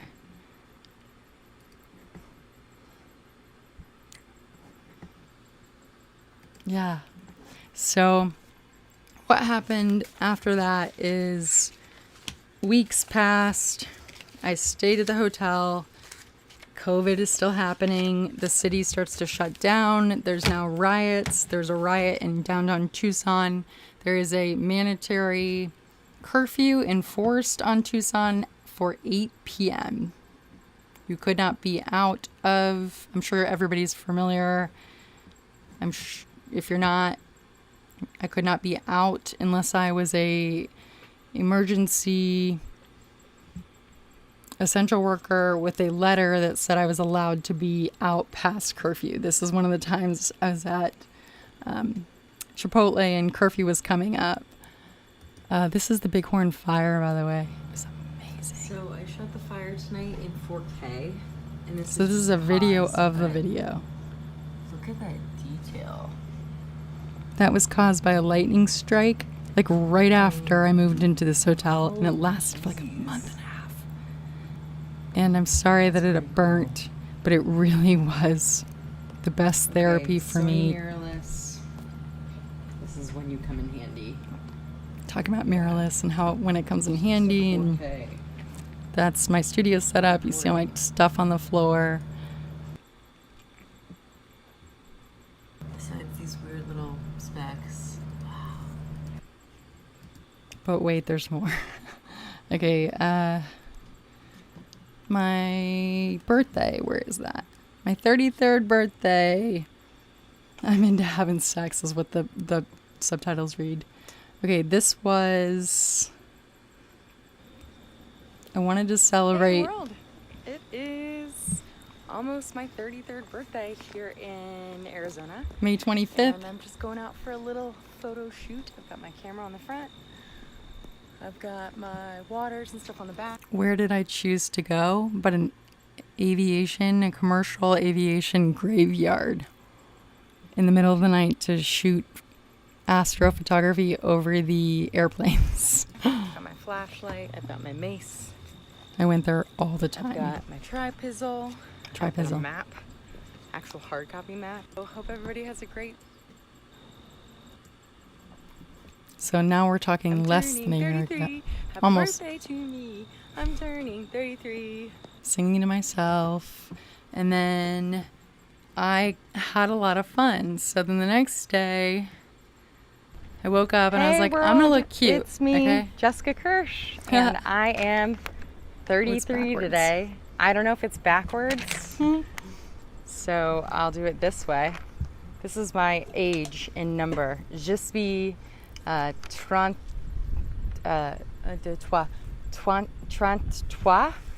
ans in French, I guess. I'm 33 today. It's a big deal. Not really. It's just another day for me, but I'm spitting on my face.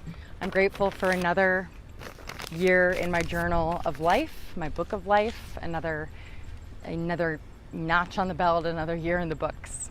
And I'm really looking forward to this year. Glad 32 is over. Grateful for all the experiences, learning experience. It was great. As you can see, I'm still at the hotel. There's a Kirsh I'm corner. grateful to have a place to stay until I figure out what's next.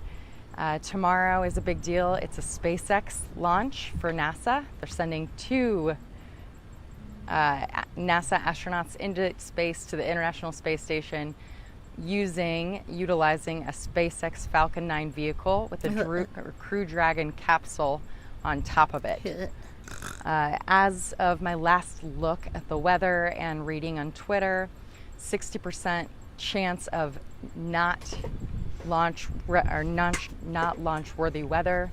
So if it gets pushed back, I think the next launch date will be May 30th or 31st. Pretty bummed out. I was supposed to be there, but not that bummed because I can't control my anxiety. Unfortunately, for driving 30 hours across the country, I couldn't afford the airfare, nor could I bring Stella. And right now, it's important that I focus on securing a place for me to live for a little while, right? But I still do want to make it out to another launch sometime. It'd be cool if I could make it to the pushback launch if it gets scrubbed tomorrow morning, but one day at a time. So One foot in front of the other. Yay! Thanks, Garrett, so much for happy birthday. Everybody, thank you for joining me. Thanks for following along on my journey. It has been a wild month, but I feel blessed. I feel grateful as heck. I feel grateful as hell to have the support, just support in all ways, emotionally, mentally, friends reaching out to me, the FaceTime calls, the video chats, the live stream comments, the messages, financial support has been very helpful, donations, just being here for me in a time where I really need it. And it's pretty terrifying for me to ask for help, especially when it comes to finances. In my family, that's not a cool thing to do, not cool at all. It's equivalent to like sledding myself out on the corner as a prostitute. So it's been kind of challenging for me to do that, but Garrett actually said it best when he sent over a donation, and it said, it's okay to ask for help sometimes, and he's right. So thank you so much for all the support. Today is a great day, 33 years old, May 26th, and I want to sing happy birthday to the other May 26 people. Okay, so that was the daytime. Which is Brittany Carlton, Lauren Okay. Motion Ross, Natasha Costa So Glove, this is where a bunch Laura. of people share our birthdays. It's almost Gemini season, so when people were disappointed, oh look at that, she's so cute. People were disappointed that they couldn't see friends on their birthdays or celebrate together. I didn't ever say it. Well, maybe I did say it once or twice, but I would refer back to this. Let's see, where is it at?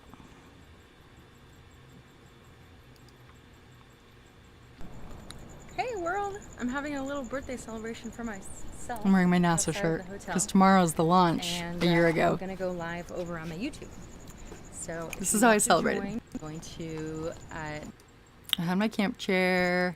I streamed. I have had a a little little streamy bit stream of a over on celebration YouTube. here. There were 3 or 4 people, let me go and ahead we and hung find out, YouTube. and I interacted that way. But wait, there's more. Oh, look at, she's such a little doll. But this is the thing. I see my friends' children, and I'm like, oh my God. And then I'm like, no, Jessica, focus. And then I have to love all their photos because look at that face. Oh, Evelyn. Thanks for watching, everybody. We still have people hanging. 51 people. Wow. You were there. You were celebrating with me, Ben C. Oh my gosh. Thank you so much. I remember that Weather Storm Chaser was there. And Ben C, you were there. And then there was one other person. And then somebody jumped in for a little bit outside. And then I went inside. And I found that handy dandy little blow like 15 balloons up at once device. and I blew up a bunch of balloons in my hotel room, like big balloons. Oh wait, I did glow sticks too. Yes, it was fun. Let's see here. Here I am outside of the hotel, lottie-dotting around. There we go.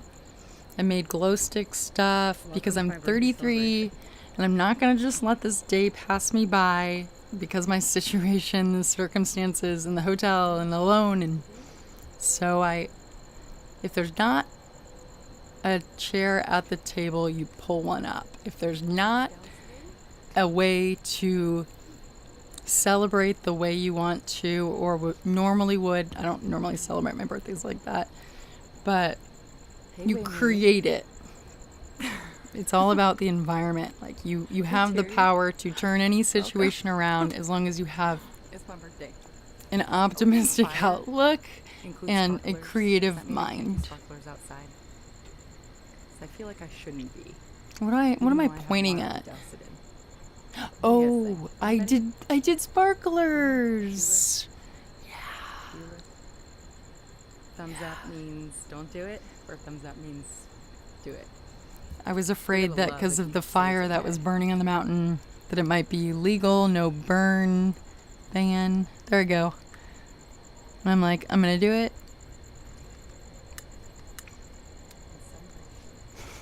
I love it. That was actually really fun.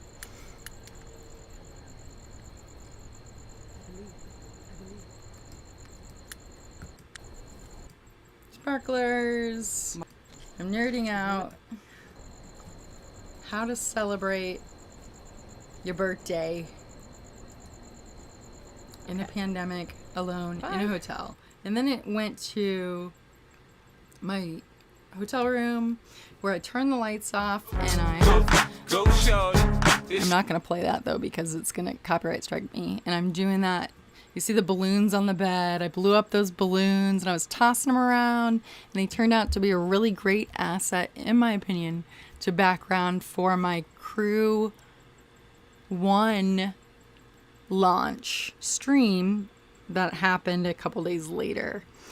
Also, fun fact, that launch that I streamed of my excitement, my reaction when it took off, I jump out of my chair and I look at the camera and I'm, oh my God. YouTube Germany. It was official YouTube Germany had a festival that was canceled, but they asked for my permission to use that clip of me jumping up in my chair as showing a moment in history of 2020 YouTubers, German YouTubers. But they used that clip of me. Casey Neistat was also in the video, Marcus Brownlee. I was totally honored, and I have the video. I'm not going to play it now because it'll copyright strike me, but that was really cool to be a part of that and know that like my launch live stream went into a historical recap of YouTubers around the globe. That was really cool. That was an honor. I hope more of that happens. And then one of my friends told me to shut that to private because in the thumbnail it said, I'm into having sex, because the lyrics are on the screen, because, we're partying. I was taking advice from everybody at that time. That's not. Stop. I was partying like it was my birthday. Sober, because you can party without drinking. Or you can drink.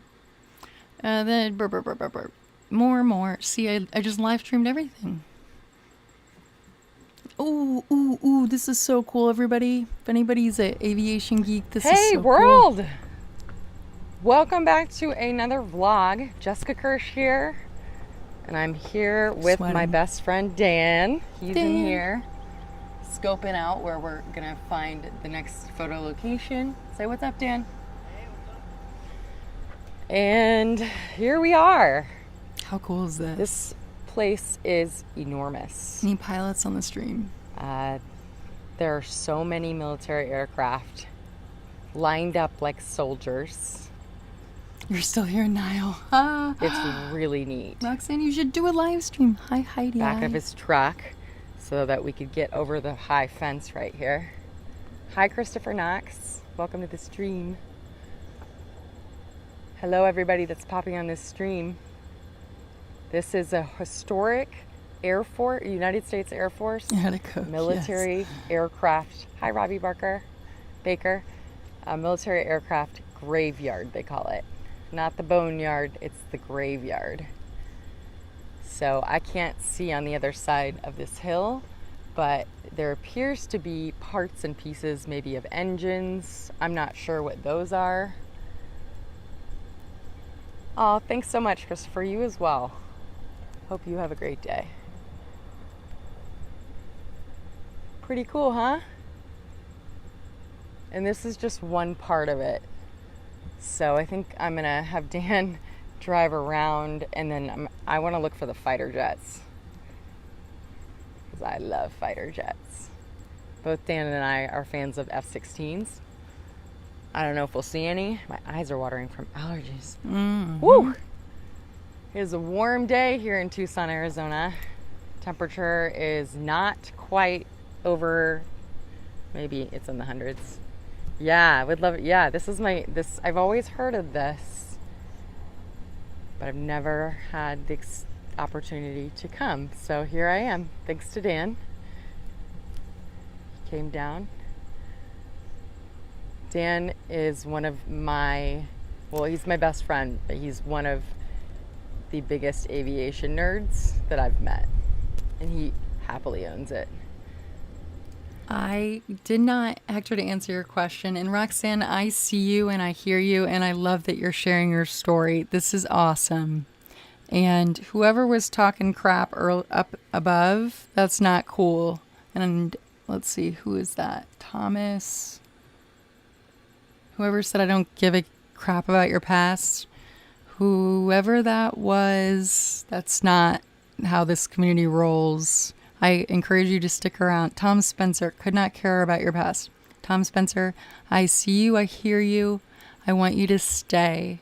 But this is a all-encompassing safe space, and somebody is sharing a story, and this is my stream, my community. Please stay, but please politely listen. And I'd love to know what's going on in your life and how we could potentially be of support to you. Where are you coming in from? What's the temperature where you are, and what's the time? Right now it's Wednesday, May 12th, 2021, 4:32 p.m. or why is that always so hard for me? 16:32 p.m. Is that right? Yeah. In Phoenix, Arizona. I am in the process of moving to Texas. And I'm streaming about 1 year ago today, trying to open my life and my story up to anyone who will listen, to know that there is light at the end of the tunnel. You just have to keep on pushing through. I hope that I've shown that. Yeah. So this has been a really great stream. I have blabbed a whole bunch of stuff. I met him. So what happened next? That ended. So I applied for a rental. I was denied because of income requirements, right? Plus they ran my credit. I told them I had bad credit, student loan default, prepared them, heads up them, told them I could pay them in advance for 3 months or 6 months or whatever I had at that time. I was still denied, which is a blessing in disguise, because one, it was way out of my budget, but no one was renting. I needed to find a place that wasn't a hotel or a sketchy Airbnb, and Stella and I could live in one place for an extended period of time. That didn't happen in Tucson, thank goodness. One day I woke up, in the meantime, at this point, I had been scammed out of a Craigslist scam, $2,400 for a rental that was posted by a person. There was an application, there was a lease, there were these beautiful pictures. The place was a 2-bedroom, 2-bath, $1,200 a month, all utilities included, furnished because I don't own any furniture anymore, living out of a storage shed. That included included air conditioning, which in and of itself in Arizona could be like $400 a month right now with the inefficiencies of AC units. It was too good to be true. And I fell for it. And I was in communication with this man who claimed to be a truck driver and was gone during the days. And he was using a Google Voice number. And that, I think, is when I started moving over to YouTube with my streams. Welcome back. And more Hey, parts yeah. of the graveyard. It was huge. Walking. It was so cool. No, I was not able to get any good shots at this Wow. particular graveyard, but the one on the other side of town, I spent a lot of nights there. That's where I saw the I comet, was asking Dan Neowise. how much gasoline off the top of his head, how much gasoline he thought one of these would take. And He doesn't know, but I like to ask people random Josh questions like that. Hadler? Because there's What do always you- knowledge do you to know? learn, you know? Okay. Burp, burp, burp, burp. Okay, so I got scammed $2,400. That's a long story. I have videos on it on YouTube. Actually, that completes this part of this live stream, everybody. We are mega streaming here. All right.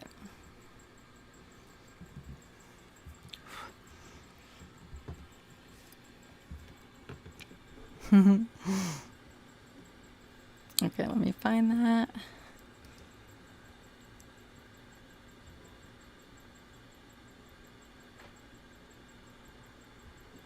See my featured channels. Burp, burp, burp, burp. It's called Scammed Out of $2,400. Yeah. The rental house didn't exist. What happened is this person online overseas took photographs, the real estate photographs. I'm a sucker for good photographs. I'm a photographer, self-taught, but photographer. Great photographs. This place, it was month to month, which this place is month to month. And I went into that just hoping for 1 month would be good, 2 months would be great. I paid him upfront security deposit, $1,200, first month's rent, and then I paid him first month's rent. So August rent. And I went to move my stuff in on move-in day. There were vehicles still parked there. He made up some excuses. The tenants didn't leave, yada, yada, yada. Next day, went over, made up excuses. The wife was pregnant. She asked to stay longer. Whatever, yada, yada, yada. The next day I went over, he stopped answering his phone. And at this point, I have 2 cell phones.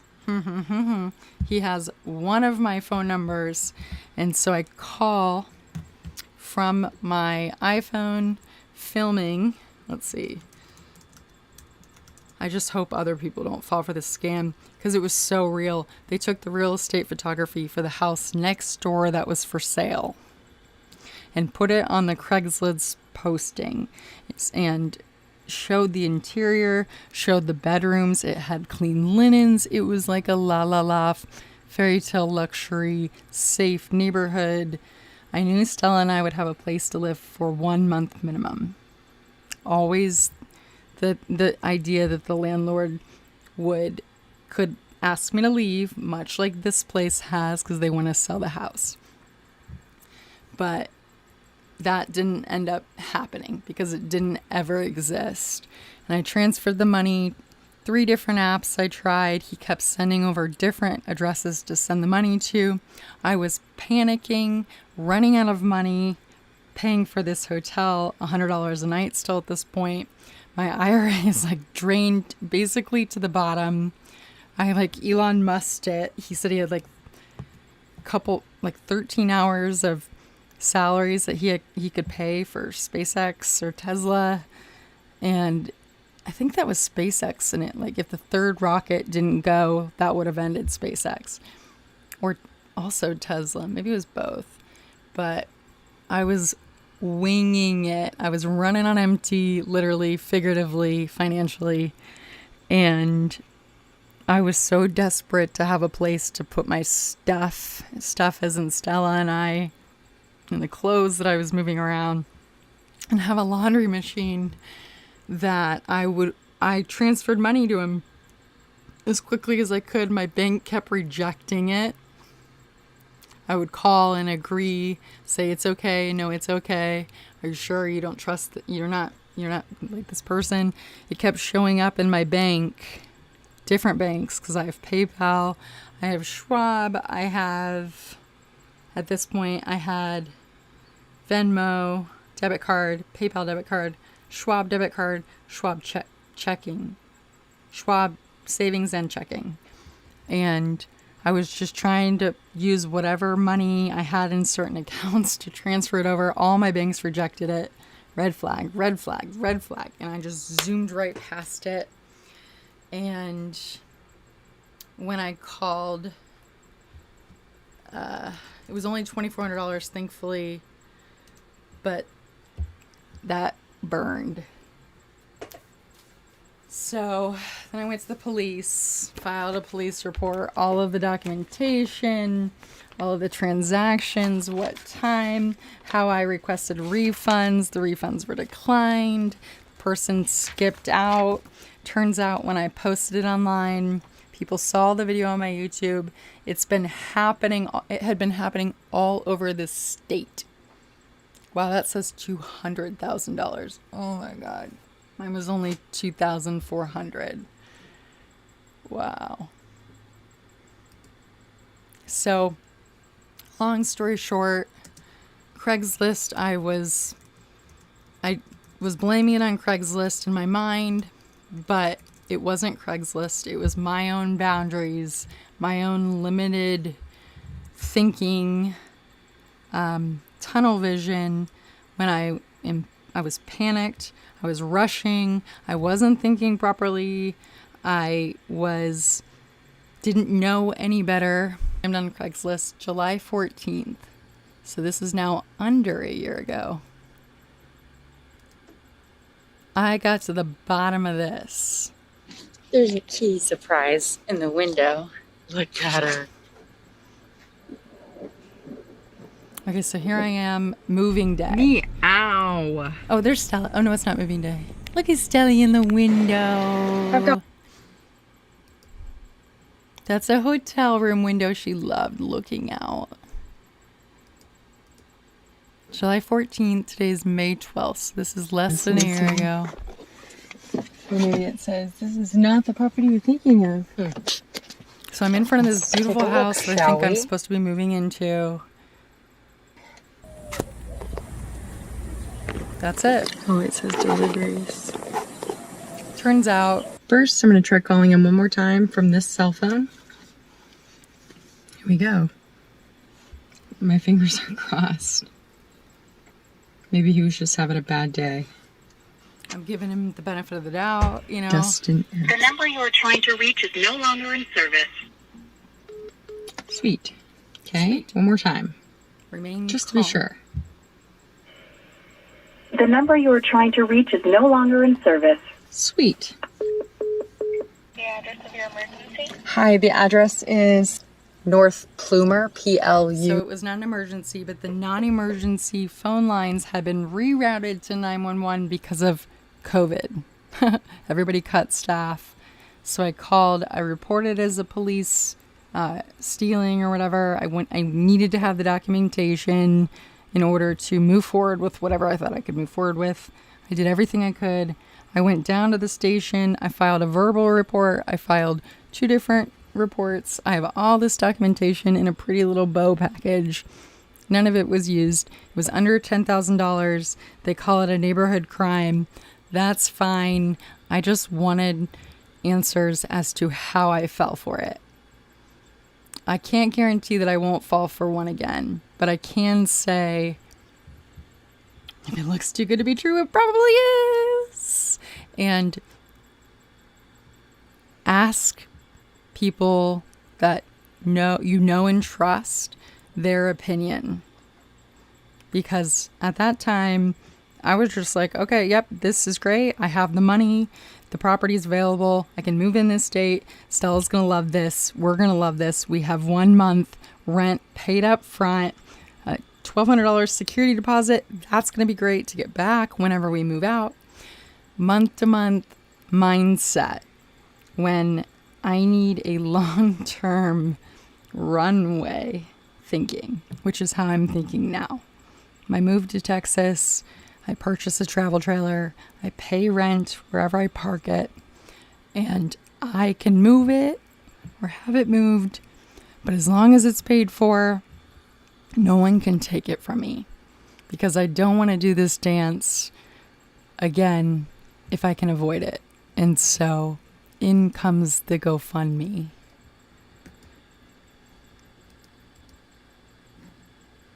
But that was a really great learning experience. I talked to the owners of that house. They own the house. They rented as an Airbnb, but currently was not rented. I ended up getting a tour of their property, yada yada, told a story, needed some to vent, told the neighbors. They were asking why I was driving by at night, slowly taking pictures. I don't blame them. Got all the answers I needed. It was scammed. And yeah, don't fall for that. But here's the thing. I came to a realization in my hotel room one day. I needed to get out of the hotel room, and I just woke up one morning. I was like, I'm going to Phoenix. I'm going to go up there, and I'm not coming back to Tucson for the night until I have signed some kind of document for housing. Phoenix is where I'd started, and here I am in Phoenix now. Thank goodness. I drove to Phoenix that day. I parked on the other side of town. I went into Panera to pee. I know, free restrooms. And couldn't even think about buying food, especially there because it's so expensive. But running on empty. I opened up Craigslist and I switched it from rentals and temporary housing to all housing. The very first upper left thumbnail, I clicked on it. It was home gym I saw. It was like a picture of this backyard. Clicked on it. 33-year-old male, writer, looking for a roommate. Rent is this much. Room is detached. Yada yada. Available now. Location, I typed in Google Maps. Safe neighborhood. This actually is the part of town that I love of Phoenix. Dream location, in my opinion, at that time. So I called him immediately. Hi, Jessica Kirsh here. Told my story, yada yada. I am in town right now. Can I come see the property right now? Turns out my roommate, Jeff, he was really sick that day, and I guess for a long time. And he didn't tell me that. Well, I mean, he wasn't going to tell me that. I was coming over to see the property. He sent me the location. I showed up. He showed me the house. I didn't care. It could have had cockroaches crawling, whatever. Stella would eat them. We've had cockroaches in other apartments before. German cockroaches, those don't die. And he brought me into this room. First thing I did was look up at that measly little ceiling fan, and I was like, that's not going to work. Turns out, whatever, it's just weirdly small. And I created my own space. I built this closet railing wall thing, turned it into a studio, mounted a TV, installed the air conditioner, put up a blanket as a headboard, and created this Kitty Kingdom closet bedroom studio sanctuary that I live in now. So, in summary of all of that jib jab, and here I am now, 18 days now away from needing to be out of this house, moved out. Thankfully, I have a small U-Haul trailer worth of tax files and camping gear and student loan documents, some electronics, and nope, I can get rid of the studio lights. I'm going to sell my mountain bike. this computer, the TV, the bed is not mine. This hutch is not mine, although I love it. If I were going to be staying somewhere in Phoenix, I would totally buy this from him. And the mini fridge, the air conditioner, I'm going to give back to CG. So this is where I am now. And if I haven't shown you from this crazy long stream where I'm spewing all this out, thank you for the therapy, by the way, that you just got to keep going. You just got to keep going. Life happens. We all know this. Stuff happens. People pass away. Unexpected things happen. People are going to steal your stuff. They're going to steal your money. But not everybody is out to get you. You're not a victim. I'm not a victim. I'm in control of me. But I cannot control anybody else. I don't want to control anybody else. That's not my responsibility. The people pleaser in me as a child growing up in a narcissistic household would have told you differently 5 years ago, 4 years ago, 3 years ago, as I was just beginning the work on narcissism and the tendencies and traits and how to not get into a relationship with a narcissist, blah, blah, blah. So, yeah, you got to take care of yourself. And I hope that I have inspired somebody to maybe change their perspective on something. I don't know what, but I feel like I've come a really long way in a very short period of time. And I never could have told you a year ago in that hotel room with my lights on my face and singing "Go Shorty, It's Your Birthday." I never would have thought in a million years I would be sitting in this bedroom with August, September, October, November, December to January, January to February, February to March, March to April, April to May, with, is that right? 9 months worth of rent paid for, utilities paid for, everything paid for. Thank you to my continued community here, donations, YouTube ads, my channel growing, all that stuff, income from stock photography, video work, all just things are picking up. And if it weren't for you guys sitting here listening to me while I talk, I wouldn't have this community. So thank you, 33 people. Hi, Aaron Stark. Thanks, Nonstick. And I appreciate when people say, I'll be here to listen. That means a lot. And when I need somebody to listen, I'm going to bring it here to a community. And hi, Liv. Aw, the light is you, the light is me. The light is alive and thriving in those that can see. Hold on to hope and never stop believing. That's so beautiful. Thanks, Liv. Liv's coming to us from Australia, I believe, right? Yeah, you guys are awesome. I can't believe that I got the story told, almost all the details. And I feel relieved and refreshed and heard. And pull the full screen face back up. Let me turn this off. Yeah, it's getting hot in her. All my papers. Okay, so there's a link right there. People have already contributed. I appreciate that. Anybody that has super chatted, anybody that has helped, I appreciate you. Thank you so much. I am going to be creating a visual, not mood board, but visual of what my situation is.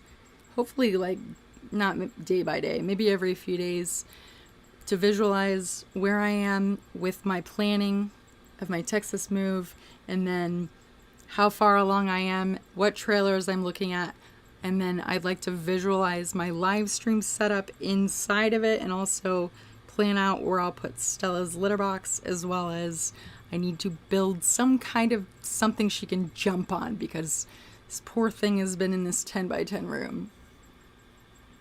So next up is paying cash for a trailer once I have figured out how I'm going to tow it. Or if it's a Class C motorhome, which I can drive and it's not a big, huge bus, I could tow the Kona. They're very expensive. Unlikely I'll find one for cash, especially, that's not molding and dilapidated. But Jessica Kirsh here. Thank you so much for listening. I love you all. I feel so heard. It's insane. Please spread the love, spread the knowledge, share the story. Stella and I are going to turn on some AC. I'm going to walk outside and watch the sunset. Hector Ramos, Aaron Stark, Global Weather Updates was here earlier. I don't know if Tom in Space is here, but the moderators, thank you so much for being here. To my family, you guys are awesome. And I'm grateful. So, continuing on to the moon, and then to Mars. And Stella and I. Thank you for the follows on Twitch. Stay tuned. Another mega stream coming. Might be a streamathon to get to that trailer goal or somewhere. Love you all. Okay, I'm going to shut my mouth. Bye, everybody. See you on the next stream. Jessica Kirsh here. Hit subscribe if you haven't already. See you next time. Bye.